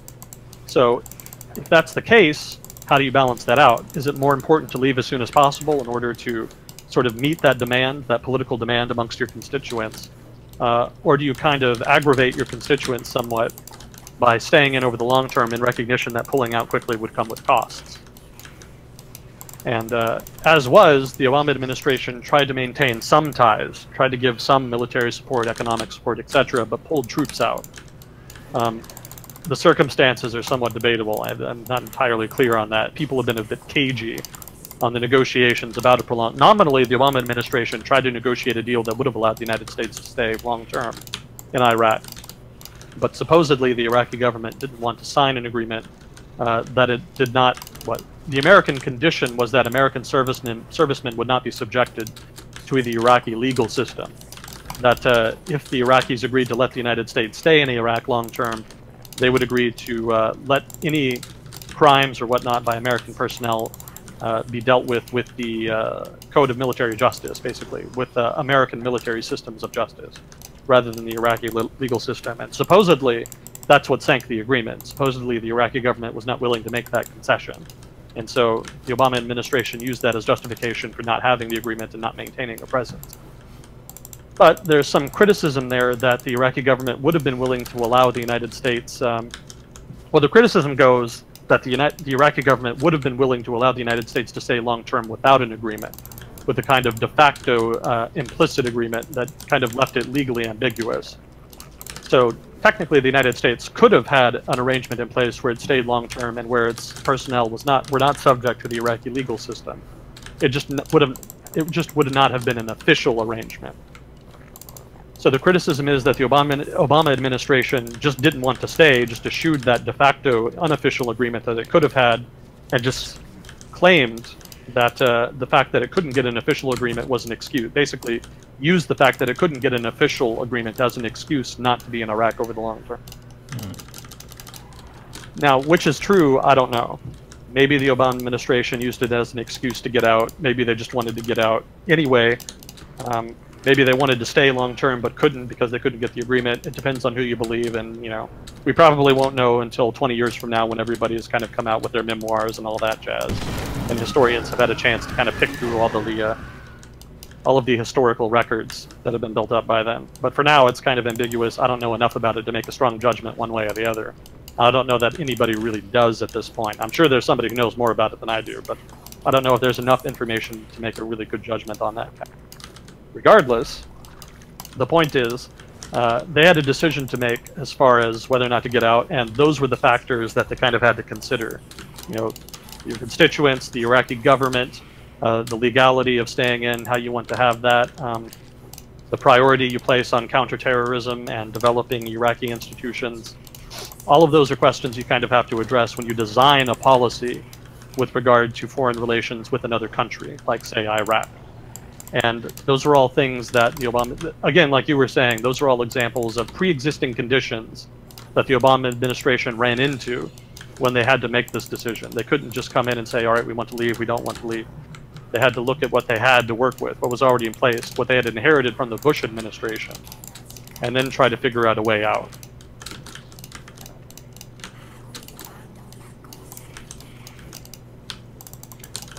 How do you think it played off, like, assessment-wise, from Bush to Obama? Did he make the right move in his presidency, leading forward, or... Wait, which one? The gradual pullout, you could say, of our investment in the region. Because, like we're saying, it may or may not have given rise to ISIS. At least it created that power vacuum. Yeah. So, I mean, that's kind of an open debate. It's an open question. Would the Islamic State have risen to power, so to speak, if the United States had stayed in Iraq instead of pulling out? Maybe. It's hard to say. Part of the reason the Islamic State was able to come to power had to do with Syria. There was a vacuum in Syria. Al-Qaeda in Iraq moved in. They took territory. They built up. And then they came back to Iraq. And the thing is, they didn't just come back to Iraq, willy-nilly. The moment they chose to strike Iraq was very choice. In the lead-up to Islamic State's invasion of northern Iraq, there was a protest movement by Sunnis in Iraq. The Sunni population was very upset by what they viewed as marginalization by the Iraqi government, which was dominated by a coalition between Shia Southerners in Iraq and Kurdish Northerners. And they together kind of marginalized a bit the Sunni parts of Iraq, and that led to protests and a lot of dissatisfaction with the Iraqi army and Iraqi government. And it was at that point, after those protests had been going on a while, that the Islamic State struck and found a lot of ready and willing allies.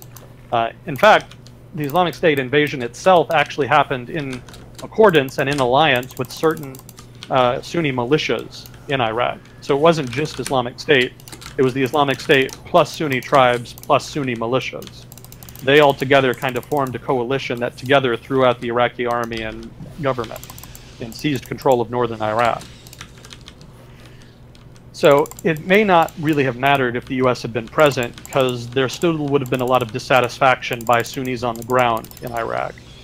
And they still probably would have welcomed an intervention by the Islamic State, or what would become the Islamic State anyway, into Iraq. Now, you could say that they wouldn't have made as much progress, maybe they wouldn't have seized northern Iraq, but you could also argue that the Iraqi army fled, and that it wouldn't have mattered if they'd had U.S. support, air support or not.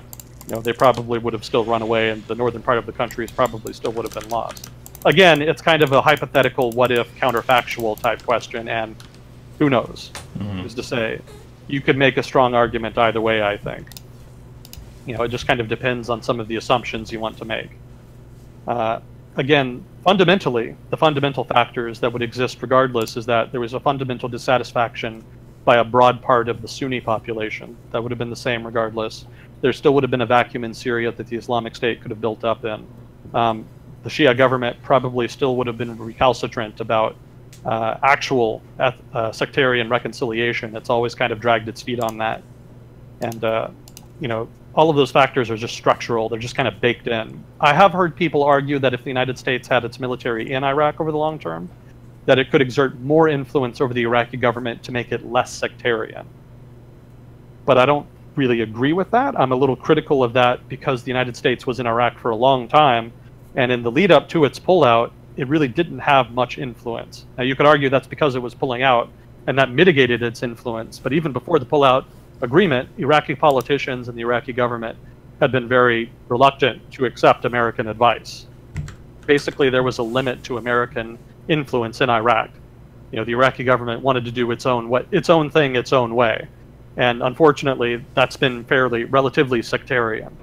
Now, they would quibble with that, I'm sure. They would say, oh, no, we're not sectarian. But whether they mean it or not, the de facto outcome, the de facto fact of their policy decisions has been to create a perception amongst the Sunni population that it is a sectarian government. And they have not really stopped taking moves to kind of aggravate the population on that count. I think they've gotten a bit better about it over the past couple of years because of the whole Islamic State imbroglio. But for the most part, there hasn't been enough reform to really stop that. I think what progress has been made since the Islamic State war, basically, and the end of the war, has been mostly by the point of a sword, you know, making a desert and calling it peace. A lot of the most radical, most militant Sunnis in Iraq have probably been killed either by the government or by the Islamic State itself when it started turning on its allies after it took control of its territory in northern Iraq. That kind of goes back to what we were talking about earlier, how Islamist groups tend to piss off their local population by being bad at governance. The Islamic State itself has a history of taking control of territory with allies and then turning on those allies because they're not sufficiently Islamist. That's what happened in northern Iraq, and one of the reasons that the Iraqi government has been successful in turning back the Islamic State is because it's gotten cooperation from some Sunni tribes and militias that have been aggrieved by Islamic State. You think they would have remembered the last time it happened with Al-Qaeda in Iraq, but again, people pissed off at the government, wanted to take a chance. They took it, didn't work out, so now they're back to square one. Now again, a lot of the more radical people have been killed, but that doesn't mean that the problem is solved perpetually. You know, it could be that over the next 5-10 years, ill will builds up because of perceived sectarianism by the government, and there's another revolt, or another insurgency, or another, you know, continuing incidents of terrorism generally, just something. Something will happen if it is not addressed. Now, the U.S. military in Iraq argument says we could influence them, we could exert influence such that we could encourage them to do this, not that, in a way that improves relations between Sunnis and Shias in Iraq and improves governance generally. This all assumes that the Iraqi government doesn't listen to the advice and just ignore it, which they can totally do. Because the fact is, in this circumstance, in this hypothetical scenario we've created, and again, this is all getting very abstract and academic, so you could very easily disagree with this. But in our hypothetical scenario, the United States military is in Iraq for the long term, has a commitment in place. That commitment is credible and believed by the Shia government and Sunni actors in Iraq.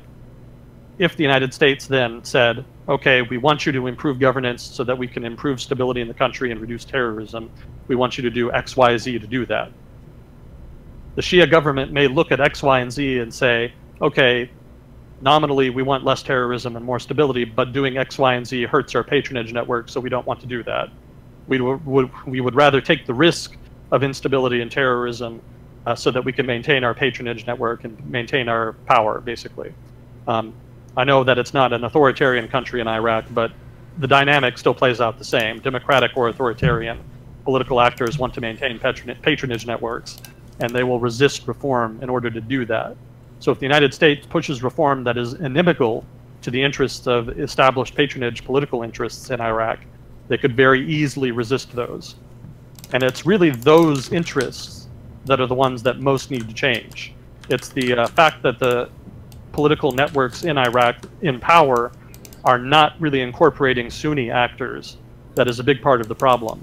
But incorporating Sunni actors means there's less resources that are being shared amongst the actors in the current coalition. And so, basically you're spreading resources thin. If you're expanding your coalition, you're spreading limited resources more thinly across your coalition. That just makes your patronage network weaker.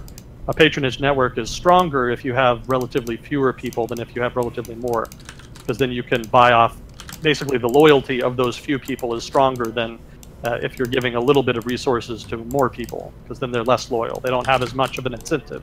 They don't have as much of an incentive in order to stick with you. So there's an inherent institutional block to reform there, and it's that block that I would argue is the strongest threat to the long-term stability of Iraq, and it's that aspect that the United States probably has the least ability to influence by having a military presence in Iraq over the long term. Now again, all of this is very hypothetical. It depends a lot on assumptions you can make, and again, I'm not an Iraq expert. I don't know everything there is to know about it.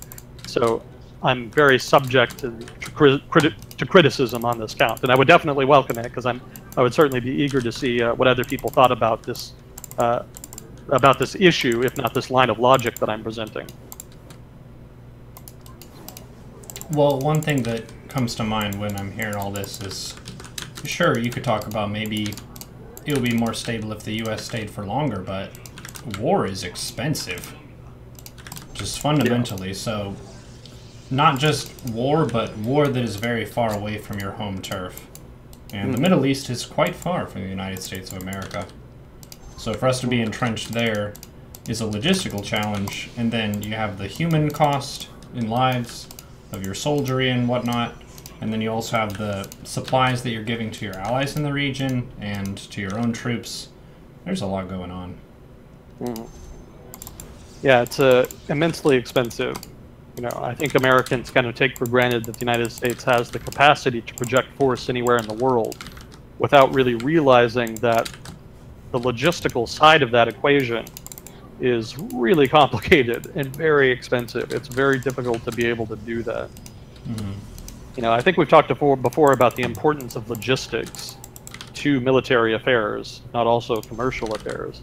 You know, the old saying goes, what was it? Amateurs talk about tactics, aficionados talk about strategy, professionals talk about logistics. Logistics is the most important part of the military campaign. And if you want to be able to project force anywhere in the world within a pretty finite amount of time, you need to have an immense network of logistics set up beforehand in order to facilitate that. And all of that is very, very expensive. It would require a lot of debate as far as whether or not it would be worthwhile, what kind of objectives you want to prioritize in order to exactly figure out where you most want your logistics chain to extend to, where you want the most flexibility, etc. Like, there's probably not a strong logistics chain for the U.S. in Latin America or Africa, for example, because those are areas that the United States hasn't really operated a whole lot in over the past century. More so in the Caribbean and Central America, but I'm thinking more like Southern Cone and that region. I'm sure it could if it needed to quickly, but I don't think any such present arrangements compare much to the arrangements in place for, say, Europe or Asia, which are probably a lot more extensive, given that military planning has focused a lot more on those regions, as well as the Middle East. I think we do have some questions. Raise fuzzy cord. Raise fuzzy cord. You can stop my ranting. Let's see. How do you see the advent of autonomous long-haul trucking on small towns and flyover states? I think this feels very familiar to a question I think we answered last week or the week before that. Not sure I quite remember. Actually, before we get into that, I think you might have skipped a video on YouTube. I think you put last week's video on, but I think the week before that, didn't make it on YouTube. Oh no, it didn't skip. It's just been, I do it one at a time in sequence, so I put the week before up on YouTube, but there's still one that I haven't uploaded yet. Oh, that's what it was, okay. Yeah. So yeah, this is episode 26 that's happening right now. Gotcha. Okay, so this is 26. Yeah. 25 is on Twitch, but it's not on YouTube yet. Gotcha. All right. I thought, okay, I got my dates mixed up then. Never mind then. Let's see. All right. How do you see the advent of autonomous long-haul trucking on small towns and flyover states? I think we did this not too long ago, and I don't think I remember the answer, though. So it depends on how the technology plays out. If the technology develops such that you can confidently and reliably transport goods using automated trucks, then yeah, there could be significant economic repercussions as far as the market for drivers, and the market for goods and services provided to drivers in order to service their trucks, as well as to service whatever needs they have. So if you do live in a town in which the economy revolves around pit stops or weighing or whatever for trucks, that could be a problem for you. On the other hand, it may be that the technology is developed in such a way in which there are different kinds of services that are needed to be provided to these automated trucks, which could then be provided in lieu of the previous services that had been provided to human-driven trucks. So maybe instead of selling, breakfast to truckers, you would sell something else that is needed by an automated truck. It may not be that automated trucks just drive directly to their destination. It may be that they have to stop off and have some kind of maintenance, special maintenance done of some kind or another. Difficult to say. Again, it just depends on how the technology pans out. If we assume that the technology develops such that they do just drive directly from pickup point to destination without any stops whatsoever, and they don't need any maintenance, and there's nothing you can sell them, that could be a problem for such towns that have an economy dependent on selling services to, currently have an economy dedicated to selling services to truck drivers. Over the long term, that could be a problem. In that case, you're kind of out of luck. Don't know what to tell you. Generally, such towns end up being ghost towns and just kind of wash away, and the people just have to migrate elsewhere to find work. I don't know how many towns there are that have their economies dependent on trucking, basically. I would be a little curious about that. I don't know a whole lot about such towns, the trucking economy, such as it is, the whole economic ecosystem around the trucking industry. I would suspect that small towns like that do kind of provide that service probably also have other goods and services that they provide that they could kind of fall back on. Probably mostly agricultural of one sort or another. But I don't know that the overall impact would be so great. I don't think that those towns are really important to the overall economy. So if they did disappear, I don't know that that a whole lot of people would really notice that the economic effect would be too detrimental. It would probably be very detrimental to those people, but the broader effect probably wouldn't be so bad. And it may be that those people could find alternative employment relatively easily. Maybe. Again, that's a big assumption. Yeah, it's a broad question, and predicting the future is difficult, very difficult. So I would be hard-pressed to give you specifics, like what you might want. It just really depends on how the technology plays out.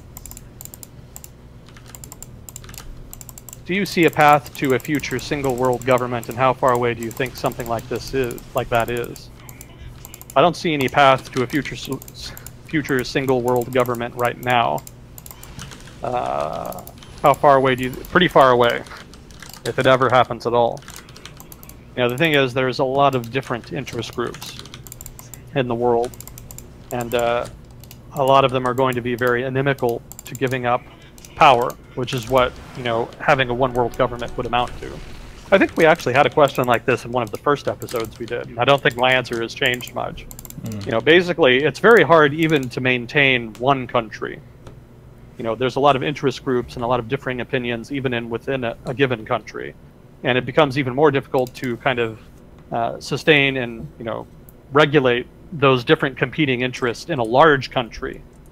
It becomes virtually impossible when you're dealing with the entire world, because there's just too many different actors and interests at play, and there's too many of them that disagree too fundamentally on too many issues in order to ever really reconcile them under one umbrella, like you would have to for a one world government.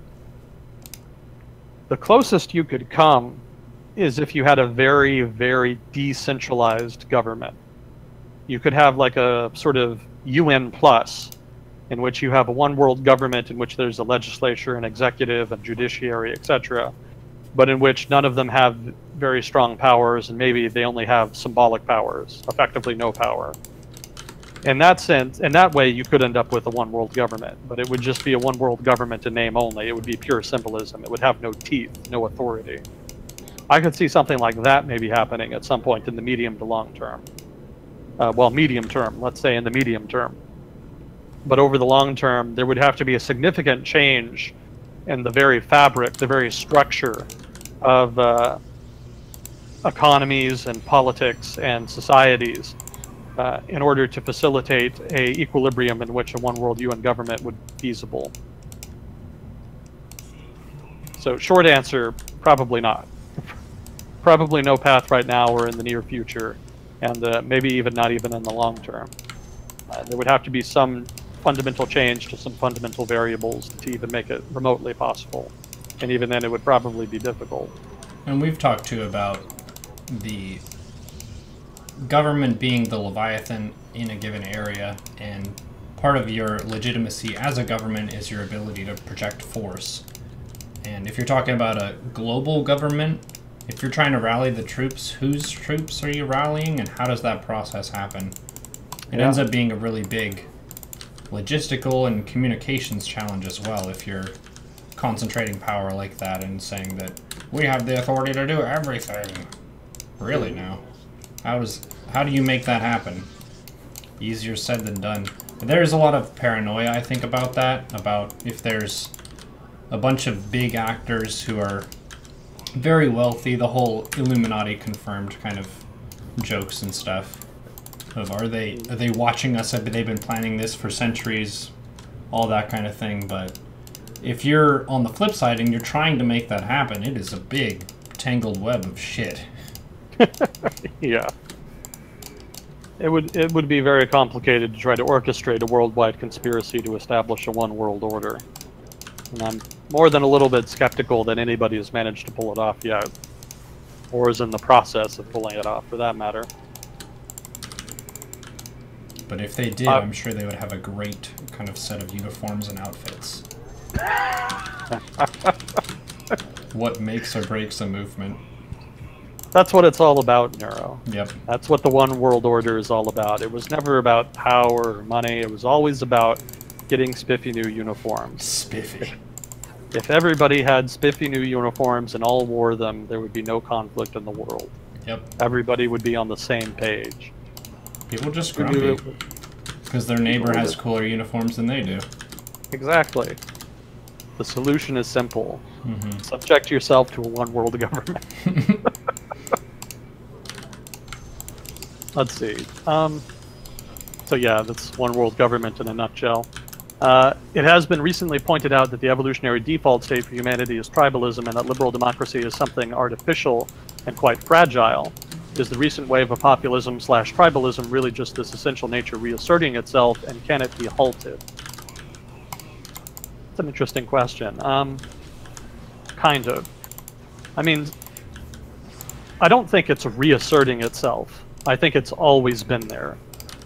There's always been a tension in liberalism between idealist liberalism, which is the liberalism of, free institutions, constitutional democracy, independent judiciary, rule of law, etc., political pluralism, freedom of speech. There's that idealist side of liberalism. And then there's another side of liberalism that is the nationalistic, tribalist side of liberalism. Nationalism is a form of liberalism. That very much came out of liberal thought and philosophy. So it's very much related. Both forces are very much related to each other. So it's always been there, and it's been an integral part of liberal societies.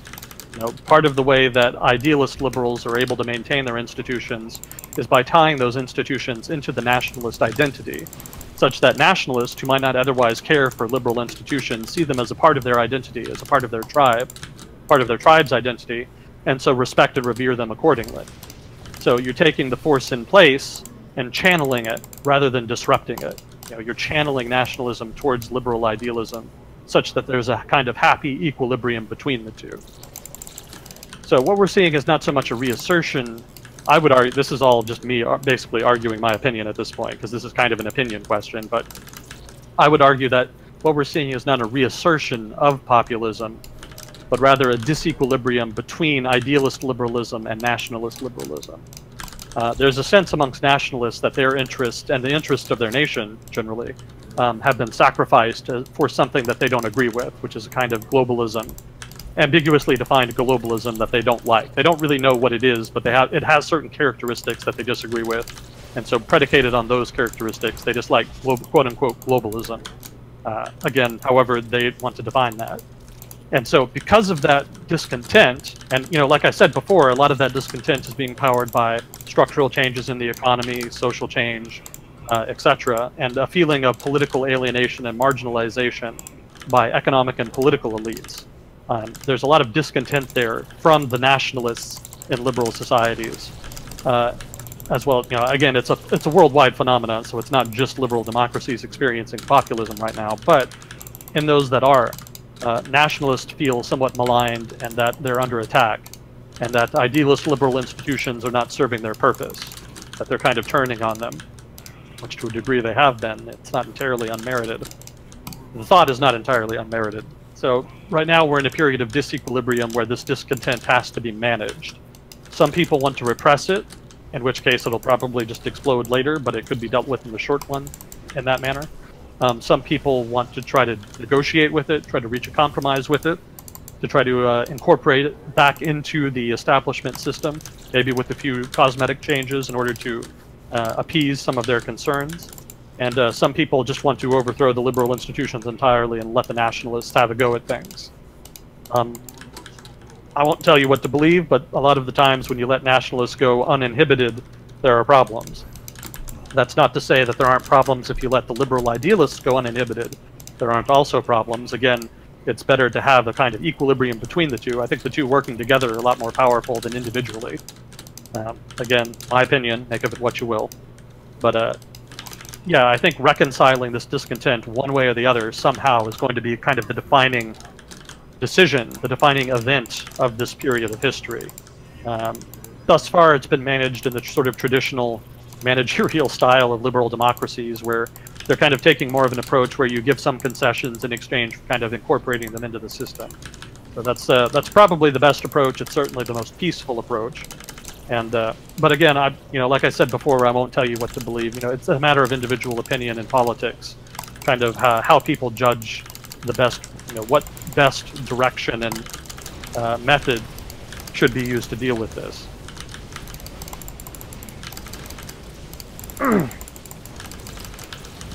And can it be halted? Yeah, basically what I said kind of addresses that. Yeah, it can be halted. It just depends on how you want to do that. There are, like I was saying before, every policy decision comes with costs and benefits. Whether it be repression, integration, or letting them go. That's all of those come with different costs and benefits. Which one you want is just up to your own discretion. But it can be done. Certainly, it could be halted in some fashion to some degree. It just depends on how far you're willing to go to do it, and etc. Just how you want to distribute those costs and benefits. Can you talk about the creation of the UN and/or the possibility of countries forming into pacts similarly to the EU in a relatively near future, say 30+ years? For instance, with Far East Asian countries or the African Union, etc. Yeah. Well, with the creation of the UN, the UN, it's a very weak, decentralized institution, and it wasn't able to fully serve the purpose for which it was originally designed, which is to be a kind of judicial system, a kind of final arbiter for conflict. Is this conflict legitimate? Is this intervention legitimate, etc.? And to legitimize conflict, such that, okay, something is happening that might necessitate intervention, but you can only do it if you have UN approval. Nominally, that's what it was meant to do. That kind of fell apart because part of the original plan was to have basically major powers police their respective spheres of influence. So the United States in the Western Hemisphere, the British in the British Empire, the Soviets in Eastern Europe, China and East Asia, etc. That's more or less how it was supposed to work. Each major power would kind of manage its affairs and its sphere of influence how it would, and then if something big happened that might necessitate military intervention, they would come to the UN would judge whether or not it was legitimate, and they would give them approval, and then they could go ahead. And so in that way, conflict would have basically an official seal of approval, would be mitigated and curbed, would be kind of institutionalized, basically. And any differences between foreign powers could be hashed out in the Security Council, which is sort of what the Security Council was originally meant to do. As was, the Security Council was not entirely able to manage conflict between great powers. And great powers that were supposed to police their regions were not able to do so fully in many cases. So the British Empire collapsed, or withdrew, or however you want to characterize it. So it wasn't able to fulfill that role. And in turn, the United States kind of came in and filled it in a very different way that the British would have done it, suffice to say. A much more hands-off approach. And the Chinese, for their part, were not able to kind of fulfill the role because of the Civil War, the rise of the Communist Party, and American mistrust of the party. And so I don't think the Communist China was not able to have a seat in the UN until the 1970s. Mind you, they took power in 1948. I think it was 48, maybe 49, but whatever. There was several decades when they just didn't have representation on the UN. Technically, Taiwan held China's seat on the UN, and Taiwan was not really in the position to police East Asia. So effectively, the United States became world policemen because the other regional policemen, two of the other regional policemen, folded, basically, for different reasons. And the Soviets, for their part, well, make of it what you will, but the United States did not trust the Soviet Union with the role. It was the Soviets were seen in the United States as negotiating in bad faith in many UN discussions and debates. And so as a result, the UN was maintained. It still retains its function as a sort of forum to negotiate differences between powers. But its original role as kind of final arbiter of conflict, in which you can only do something with its approval, that's kind of been curtailed. Basically, countries abuse the shit out of it, pretty much. You get a nominal seal of approval and then you run with it, like getting approval to protect Benghazi during the Libyan Civil War, being used as a pretext to overthrow the Gaddafi government. That's a pretty normal abuse of the UN's sort of authority. Nominally, the UN gave authority to protect Benghazi, but they just kind of ran with it. So a lot of countries feel very free to run fast and loose with such UN authorization. That's pretty normal, and that just speaks to how broken an institution it is. That doesn't mean it's useless. It does have a purpose, it does serve a function in terms of development and serving as a forum not only for great powers but other countries, and it does serve as a sort of locus for coordinating international action. In those ways, it does provide a useful service. But I guess to get back to the original question, could you talk about the creation of the UN or the possibility of countries forming into pacts, similar to the EU? So when you're talking about pacts, what you're really talking about is multilateral institutions, or multilateral agreements, or multilateral organizations. And if you're thinking that in lieu of a world government or in lieu of the UN fulfilling its original function, that different collectives of countries might come together to form supranational organizations of one sort or another in order to increase their leverage vis-a-vis each other and vis-a-vis other nations. If that's what you're thinking, then you're thinking correctly, because that's already happening. You don't have to wait 30 plus years to see that. It's happening right now. It's being done for principally economic reasons. A lot of smaller countries don't really have large enough markets to really power new industries, certainly not large new industries, so they're creating free trade areas in which new industries can kind of reach economies of scale and take off. There's also some moves towards political consolidation, although that's a lot more slow. We're kind of living in a populist era when sovereignty is considered more important, and so there's a lot of reluctance to give up sovereignty, which you would have to do in order to create a political, supranational political institution. So there's not as much of that. But over the long term, there will probably be more, and there are some signals that it is going to happen more over the long term. If you want examples of this, a good example would be ECOWAS, which I think we talked about some months ago. ECOWAS stands for Economic Community of West African States. And it's principally an economic group of West African states, as the name implies, that creates a free trade area between them and tries to reduce tariffs, non-tariff barriers to trade, etc. All of the usual free trade type stuff. What's interesting about ECOWAS is that it also has a political component. Nominally, they actually do have an ECOWAS legislature, I think. It doesn't do much, it doesn't have many powers, but they've nominally stated that they want to increase the power over time, such that it can become more of a kind of EU of West Africa. That's slow going for now, because again, it's hard to coordinate 10 people ordering a pizza, let alone millions of people living in West Africa.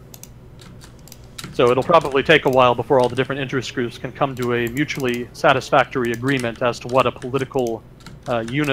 politically unified West Africa would look like over the long term. Probably it'll be incremental change. They'll incrementally give powers to the ECOWAS legislature over time. So little things over time that are not really controversial that can eventually, over 10, 30 years or so, build into something more substantive. So that's a good example. There's also a federation forming in the Horn of Africa, sort of, well, not the Horn of Africa, more in the Great Lakes region, between Rwanda, Burundi, Uganda, and another one. What's the other one, Neuro? Oh, hell. I'm trying to think of this other country. It's not Tanzania. Although I think Nigeria. Huh? No, that's wrong side of the continent. Zimbabwe. Oh, that's going to bug the hell out of me. Ethiopia. No, it's not Ethiopia. I'm sure they would like Ethiopia. No, I don't think it's them. Rwanda, Burundi, Uganda, and Kenya. That's what it was. Kenya. And then Tanzania is a prospective member. They're kind of in and out. They don't really know what they want yet, I don't think. But nominally, Tanzania is in. They're also thinking of extending membership to South Sudan. And this federation is economic and political. I think they also have a legislature in place. But I don't think it has a lot of power yet. I think it's more advanced politically than the ECOWAS legislature. But I also think they've kind of stalled out a bit. You know, they had some momentum for a while, but then they kind of didn't go. But that could develop in future as well into a kind of new federation of East Africa, and that could expand in future. And if you've been watching the news, you know, you've probably noticed that there was a big Africa-wide Africa trade agreement that was signed. It's not actually going to be implemented for another year or so, I think. But nominally, there is on paper a commitment by African states to open up their borders and create a kind of unified African market. We'll see if it actually goes anywhere. You know, there's a lot of states that are very corrupt that have trouble implementing agreements in that vein. You know, they kind of lack institutional capacity, so it could be difficult to do. But nominally, at least, that's the direction they're moving in. There is a political body called the African Union, which is nominally dedicated to coordinating political action and economic cooperation on the continent, but it's kind of a mixed bag as far as what they've actually achieved. It's kind of waxed and waned in power over time. They lost a big backer when Gaddafi was overthrown. He gave a lot of money to the African Union. Since then, I think the principal donor to the African Union has been the Chinese. I think they've been, as part of their Belt and Road Initiative, as well as part of just bilateral initiatives, I think they've been giving a lot of money in various ways, you know, either just directly actual cash and also infrastructure projects and other such economic type things. They've been building relations in that way, and so I think the African Union has been getting a lot more money from them over the past 5-10 years. But beyond that, their role has not significantly increased in that time. So while they do have resources to work with as an institution, it's fundamentally weak and decentralized and doesn't have a lot of teeth yet, and I haven't really seen a lot of momentum towards giving it any teeth. So I don't know that if there is a future African, you know, supranational organization, I don't think it'll be the African Union. That's probably too many countries, too many different interests is too difficult. Probably it'll be more localized, like West Africa, East Africa, Southern Africa, Central Africa, etc. There's a similar organization in South America. There's actually a couple, I think. I don't think I can remember all their names off the top of my head. ALBA is one, but that's more of a coordinating body between different Chavista states. There's also a nominal free trade body that tries to encourage free trade between South American states.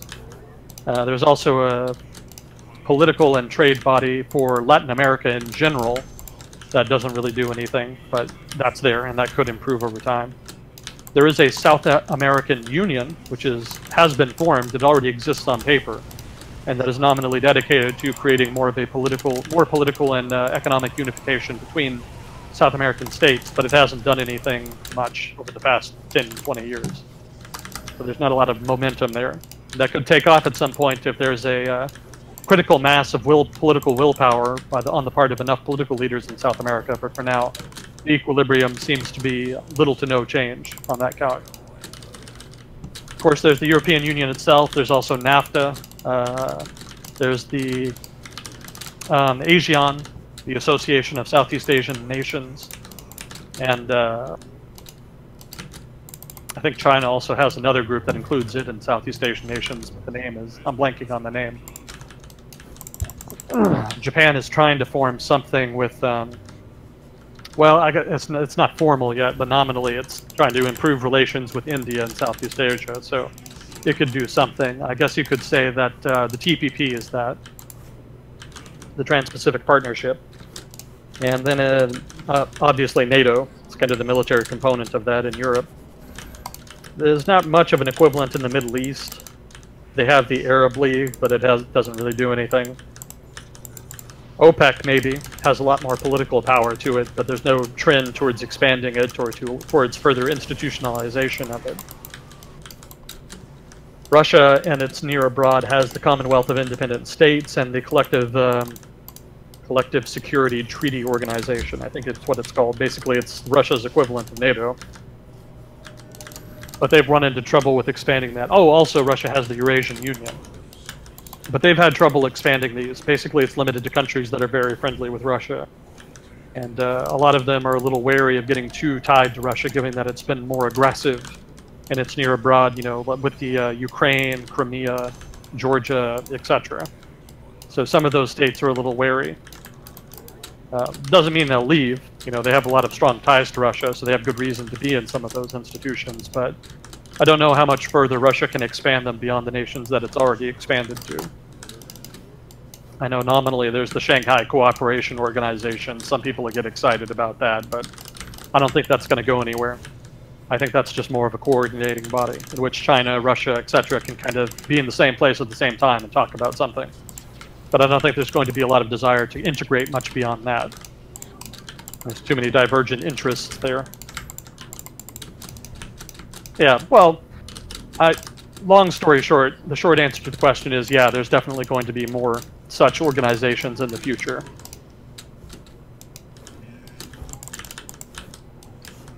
Organizations are fun. Meet up with your friends.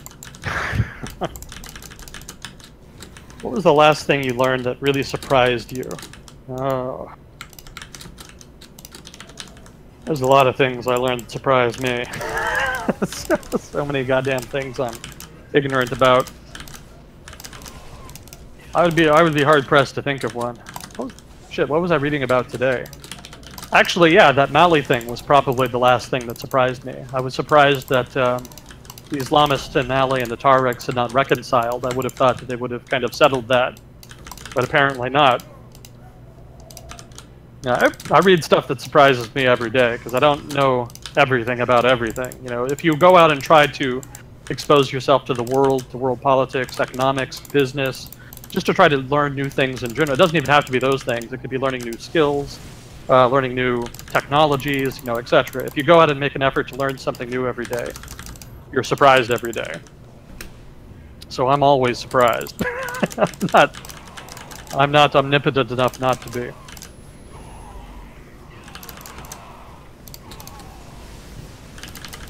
Was the U.S.'s participation in the arms race of the Cold War designed to tax the USSR's economy to the breaking point, or was it the consequence of the game theorists advising Washington?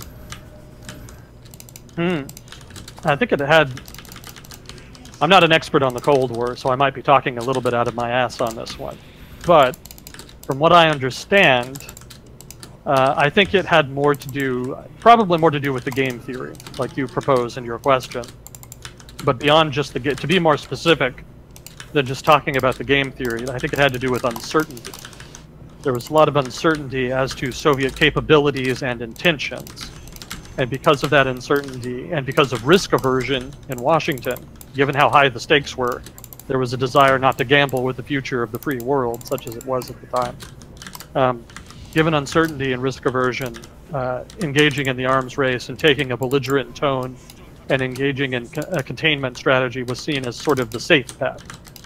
So that was the risk-averse strategy in order to control for those uncertainties that they couldn't account for. That was more the early Cold War. In the mid-Cold War, there was a period of détente in which kind of tensions eased a bit, and in which the Soviets and the US were willing to kind of take their foot off the pedal a bit as far as to do the arms race, in the interest of good relations and trying to maintain some peace. But trust broke down a bit in the late 70s, early 80s because of some actions the Soviets took because of the revolution in Ethiopia, because of what's the other one? The revolutions in Angola and Mozambique, Soviet support for the Middle East. There's a couple of there were different things. I think there was also a breakdown of an arms control agreement. But there was a lot of issues, trust broke down, and then that sort of reinstated the arms race, and then it took off again.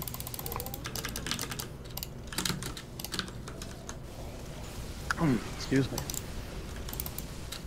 So I don't really think it was meant to tax the Soviets per se. I think the Reagan administration partly justified its arms buildup in the 80s by saying that it was meant to press the Soviet economy.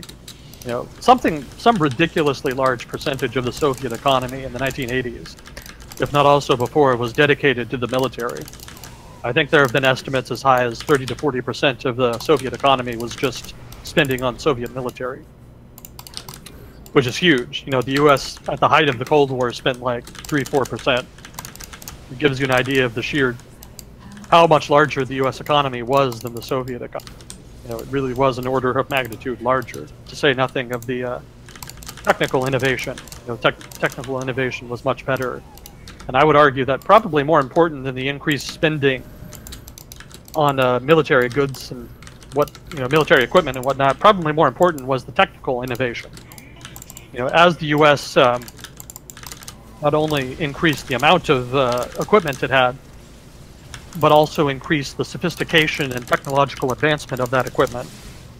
That increased the degree to which the Soviets had to match that. And because the Soviets couldn't match the technical advancements, they had to make up for the lack of quality with more quantity. They had to produce more and more stuff to try to match that improvement in quality stemming from technical development. And that stressed them a lot. Now, whether or not that was a deliberate strategy on the part of the Reagan administration, or whether it was just politics, basically, just posturing, that's kind of down to personal opinion. I don't know enough about the Reagan administration or the period in question to really make a judgment one way or the other. Running out of voice. We can wrap up here pretty soon. I've been streaming for like 9 hours now. Check. Yeah, just about 9. How are we doing on time?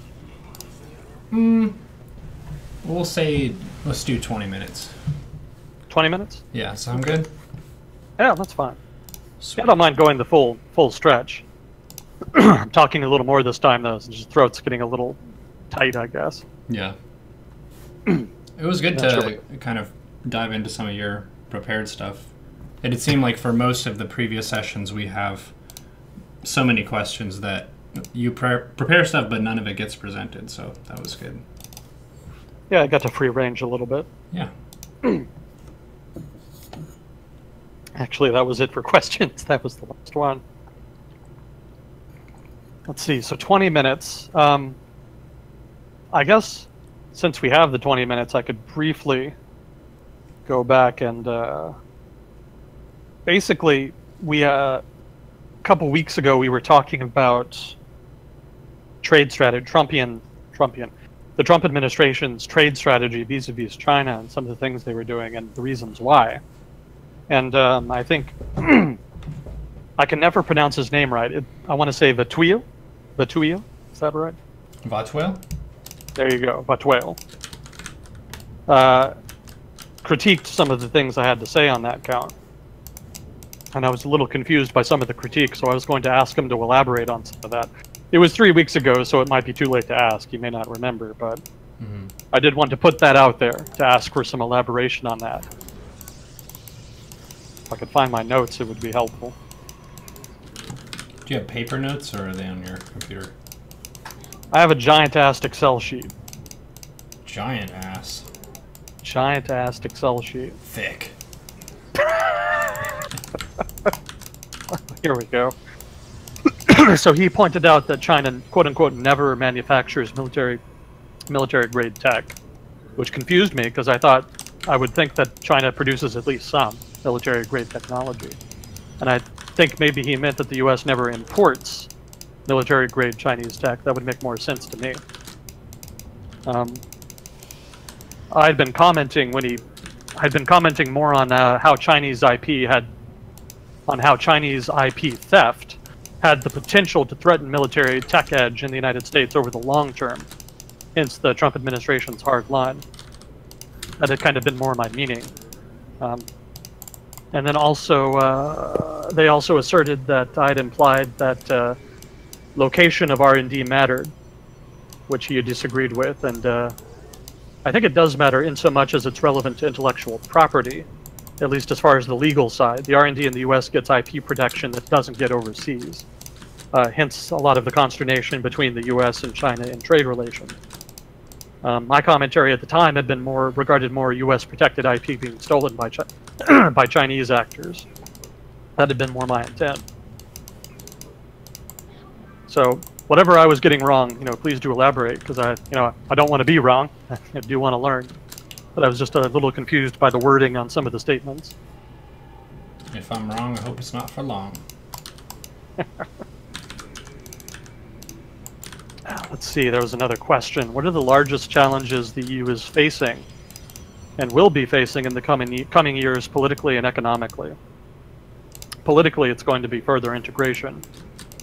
There is some desire for further integration on the part of some countries. There's a lot of opposition in certain other countries. And managing that difference is going to be important in future. Because Europe right now is too divided really to have a lot of leverage internationally. It's kind of, that's been a long-running weakness of Europe for the past half-century or so. So, if they do want to have a voice and be able to kind of pursue their interests and defend their interests outside of Europe, or at least to maintain independence as far as policy making, they're going to need to work together more. The leverage of China is only going to grow with time, along with other actors in other parts of the world. So it'll be important to try to maximize the amount of leverage they can bring to bear in negotiation. There's also the issue of liberalism. Liberalism is kind of under attack in certain countries, like Hungary being the preeminent example, to a lesser degree Poland, or maybe more degree depending on who you talk to. But basically liberal democratic institutions have been eroded somewhat with time, and there is some question as to whether the European Union has a responsibility to enforce liberal institutions in the Union, or if its responsibility is more to respect the sovereignty of countries with regard to how liberal they want to be, or not to be. That's another important challenge going forward, because I don't know how much people in the more liberal countries in the European Union really want to have illiberal democracies in the European Union. And that could be a source of tension going forward. Economically, the problem is the same problem faced by developed countries everywhere, which is this structural change in the economy. Automation, free trade, the destruction of traditional livelihoods, and their sort of replacement with more high-skilled, higher-paying jobs that are fewer in number. What do you do with unskilled labor? Every country is going to have unskilled labor. You can't really have a society where everybody is skilled labor. That's just bell curve. Normal distribution. Invariably, you're going to have a few people who are really high earners, a few people who are low earners, and a lot of people in between, distributed pretty evenly in between. So a lot of people will be able to hack it in the new information age economy, but you got to have something for those other people to do, and it's not really clear what's going to happen to them. And a lot of the political discontent in Europe and the rest of the developed world is being generated by those people not knowing what they're going to do in future, not knowing what their place is. It could be transient. It could be that this is a cohort thing in which, this particular generation of unskilled labor is feeling the pinch, but that in future, kids kind of growing up will kind of feel their way through and know where to go, and will be able to find their place more easily. They don't have as much to lose. They can kind of afford to engage in discovery and kind of figure out where the nooks and crannies in the economy are for them. If you're this current generation, you can't really afford to do that. You've got a lot to lose, basically. You've got a house to pay for, you've got responsibilities. And so in order to try to maintain those, you kind of need something now. You can't really afford to take the young man's approach of feeling your way to a place in the economy. So it may be that after this current generation dies out, we kind of reach equilibrium and the new generation of unskilled labor is more contented. On the other hand, this may be a continuing process in which unskilled labor is perpetually undermined by innovations and structural changes in the economy. So this could be a perpetual problem, in which case it's going to need a perpetual solution. You know, it may need some kind of solution to resolve it completely at some point to alleviate this pressure. What that is, you know, a matter of personal opinion. But in that case, it would need something. So I think those would be the principal political and economic challenges facing the European Union going forward. I guess you could say an additional economic challenge would be balancing. Having a more balanced distribution of economic development through the Union, so it's not all concentrated in sort of the Rhine, London, Northern Italy, sort of in that area. You know, having it spread to Spain, Eastern Europe, Southern Europe, etc. More economic development in those areas would be beneficial not only economically, but also politically. It would alleviate a lot of pressure. But it's really not clear how that can be done. You know, economies are organic things, and it may be that there's no organic way to really spread development to those areas. On the other hand, they may develop organically and reach a developed stage of development, but it may only happen over a long period of time. It may just be something that needs a lot of time to play out. But it'll probably take policy action one way or the other of some kind. And figuring out what, that would be another challenge for them.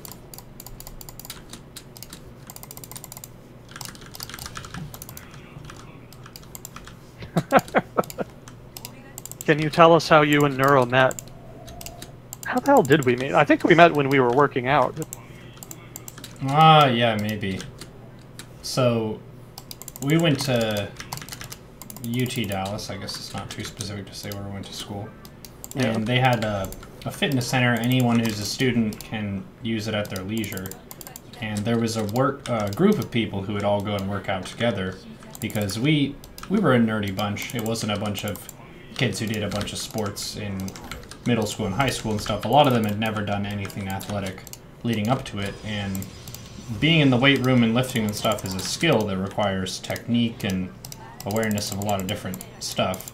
So myself and Kukio and a few other people would go every Thursday usually and just hit the weights, figure stuff out, split off into groups, and kind of give people various assignments. And you tend to be able to get a lot more done with the accountability of other people doing stuff with you as opposed to just purely by yourself.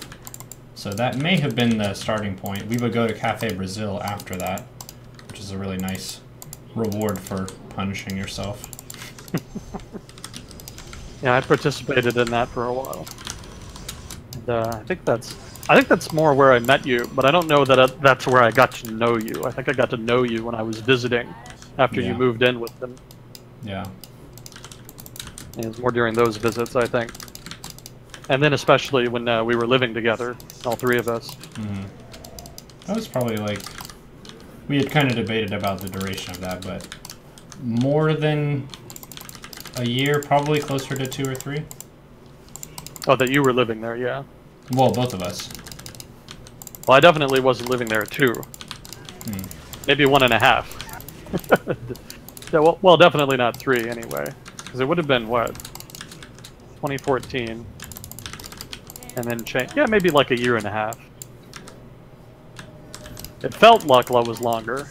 Because we hung out and did so much. Yeah. No, it was a lot of fun. We got to talk about a lot of stuff while we were there. Yeah, I missed that guy. Yep. Smart fellow. It was a very much like anyone can show up, talk about what you want. You don't need credentials. It's more about the merits of what you're saying, kind of a thing. Yeah. Yeah, we gotta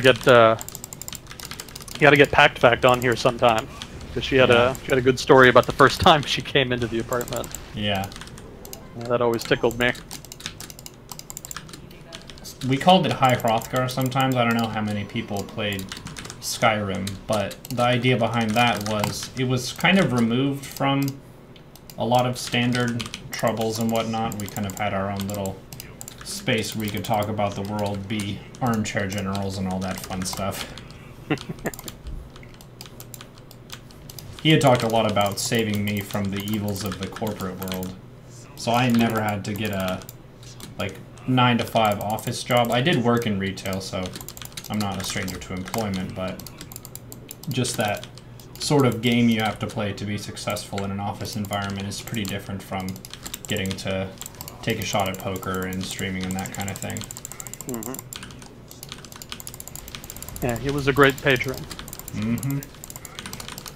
We talked about that more in the context of like the Enlightenment and how that was kind of a fun hobby of the wealthy and noble. Was if you had a bunch of money, a bunch of disposable income, you could hire some kid with a bunch of passion who you could see had some talent, but no means to pursue their wild ambitions. Just say, sure, I'll fund you, go for it.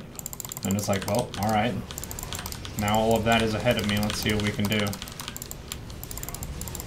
Yeah, that was a big driving force for the Enlightenment in the first place. A lot of that patronage money came in and supercharged a lot of research, a lot of historical documenting, the development of schools, universities, that kind of thing. As well as art. Not a big art guy, but that was also part of it. Yeah, but I guess art's kind of cool. Yeah, I'm not terribly cultured, unfortunately. I mean, fairly cultured. We watch a lot of film and stuff and talk about it. Yeah, that's true. We watch a movie. Yeah, And it's not always the highbrow either. We like some X-Men.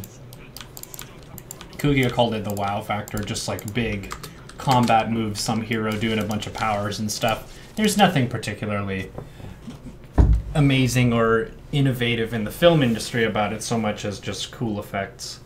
Because you have a lot of the imagination of what if a person had this ability, and with modern CGI and stuff, you can really make that look convincing on the screen.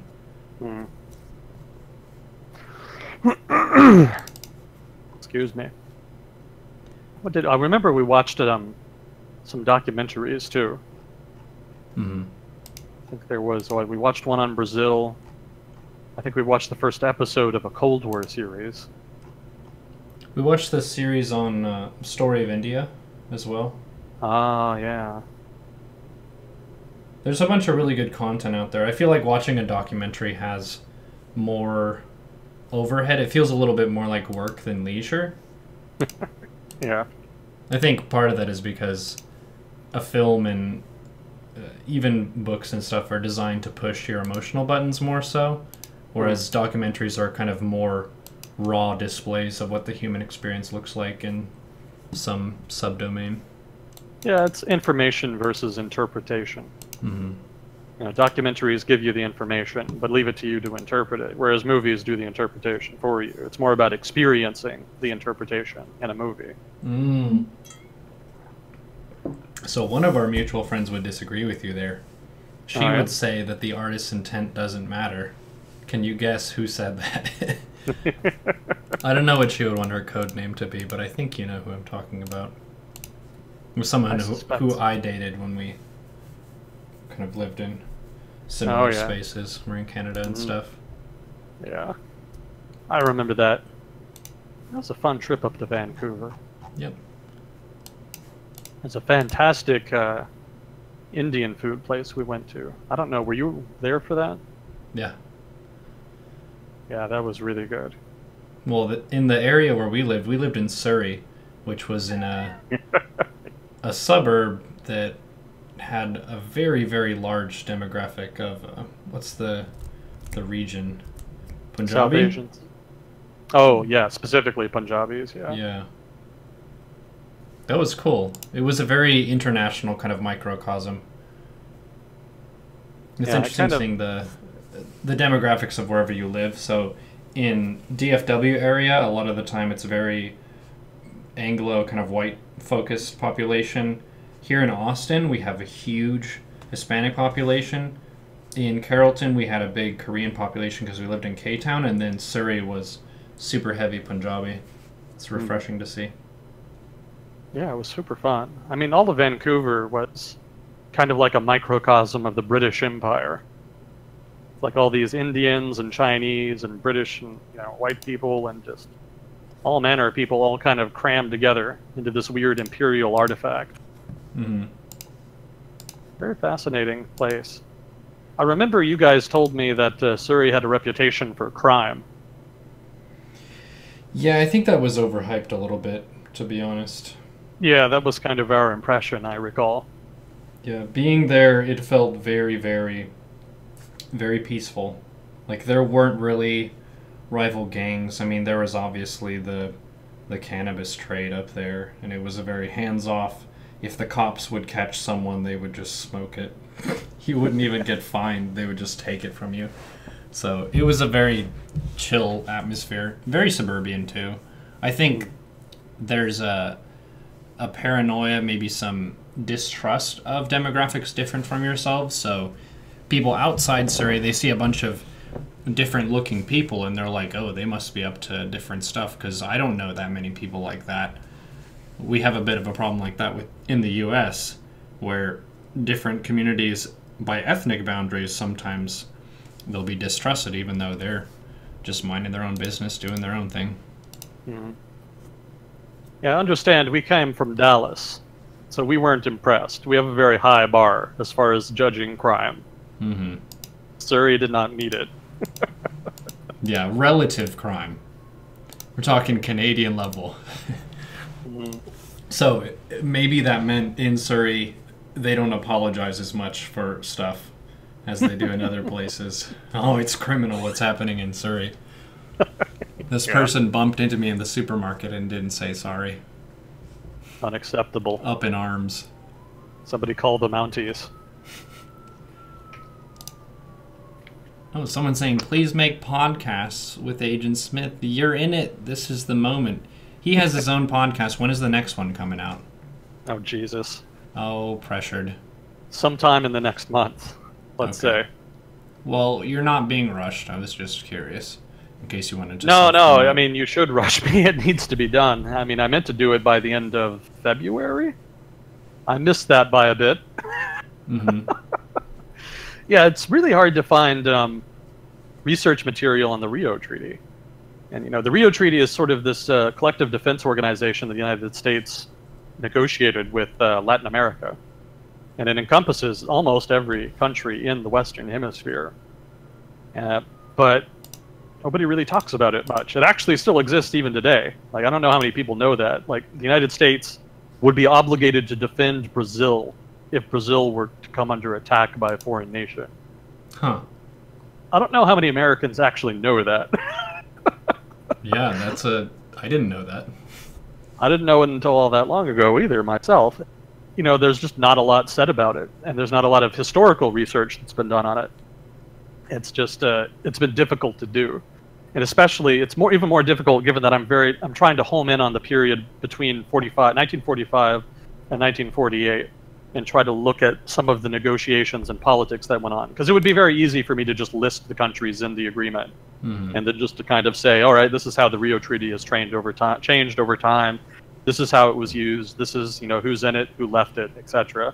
I really wanted to kind of dig more in. And I did this with NATO, too. NATO was easier to research. I wanted to dig into the actual political decision-making process behind the scenes, behind why given countries wanted to join NATO or the Rio Treaty, and what negotiations and concessions were given in order to facilitate it. I thought that would be a much more interesting podcast than just a laundry list of countries and dates, basically. Yeah, it makes me want to hear about the hypothetical of if they do get attacked, what does that look like? Because I would say the first response would be most of America would be like, wait, what? Yeah. No, we have to fight. We signed a thing. I don't remember that. What is this? Yeah, I would probably be surprised, to say the least. To be fair though, the Rio Treaty was worded in a way that the United States technically would not have to. Hypothetically, because of the way it's worded, if Brazil were attacked, the United States could say, okay, we recognize you've been attacked. We're going to take action to defend you in accordance with the treaty, and that action is going to be to issue a strongly worded condemnation of the country attacking you. Ooh.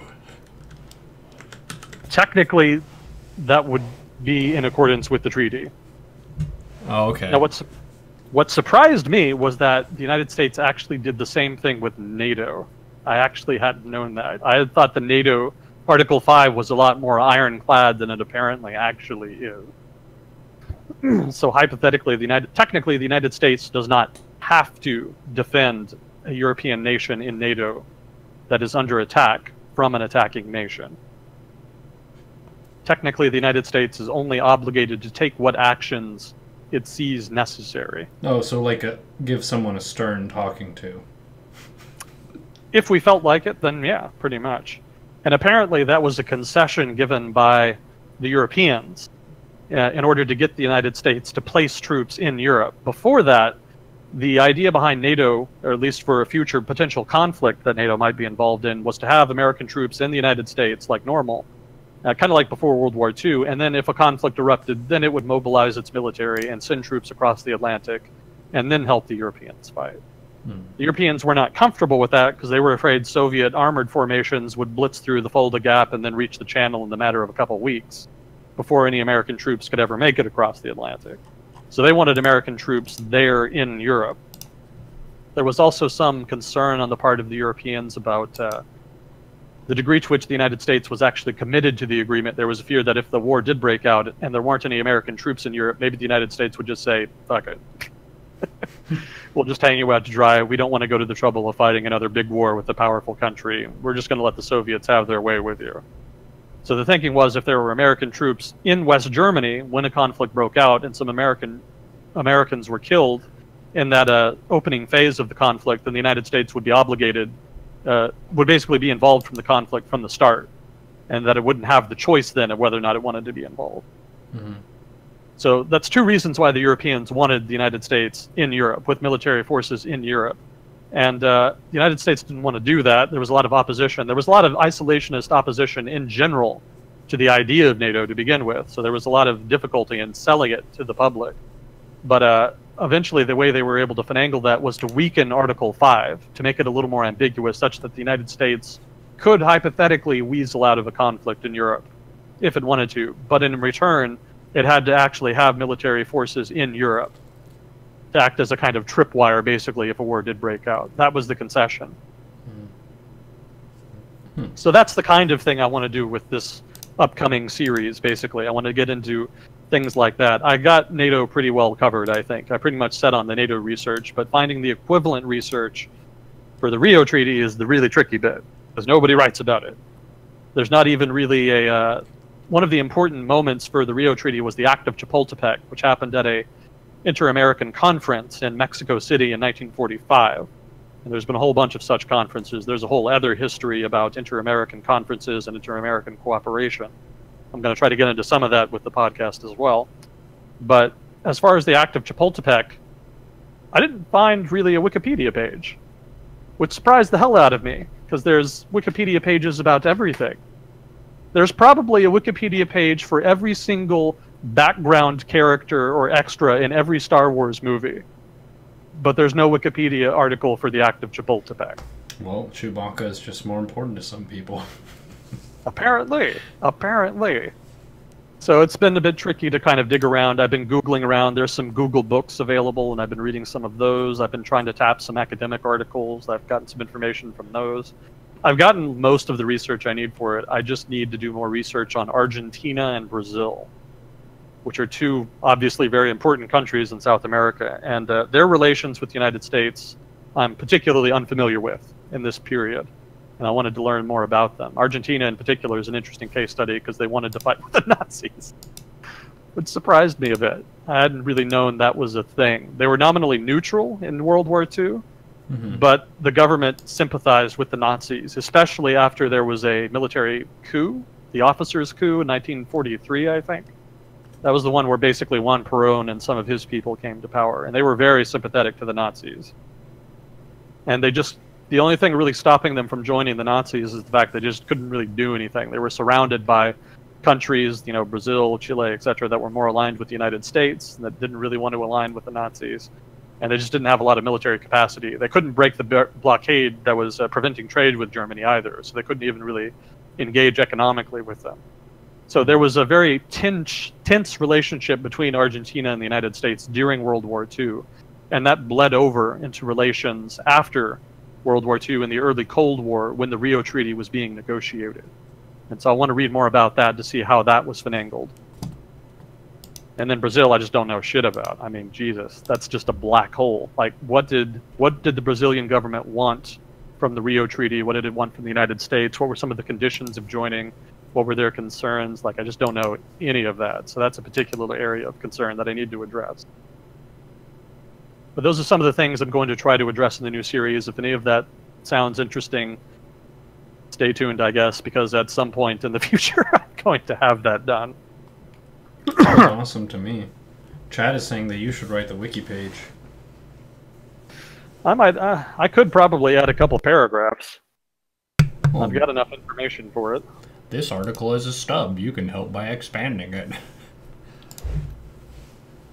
Well, cool. Today was fun. A little bit of a different format, but Fuzzy Core did swoop in and help out. It was a bit of a whoopsie-daisy. We didn't have someone ahead of time. That's on me for not setting that up. But I figured you could say words for a period of time without too many questions required. Oh yeah, I can go on with the best of them. Mm-hmm. On and on and on. But thank you for having me. It's always fun. And thank you, Fuzzy Cord, for helping out. Yep, and this was episode 26. 25 I'll probably put out in a couple days, and then this will be on Twitch. If you liked one and you didn't get to hear the whole thing and it's not on YouTube yet, it's on Twitch. I highlight these as soon as they're done. It's on my Twitch page in the past broadcast highlight section, and then I export it to YouTube later. I just try to space out my YouTube stuff to one video per day.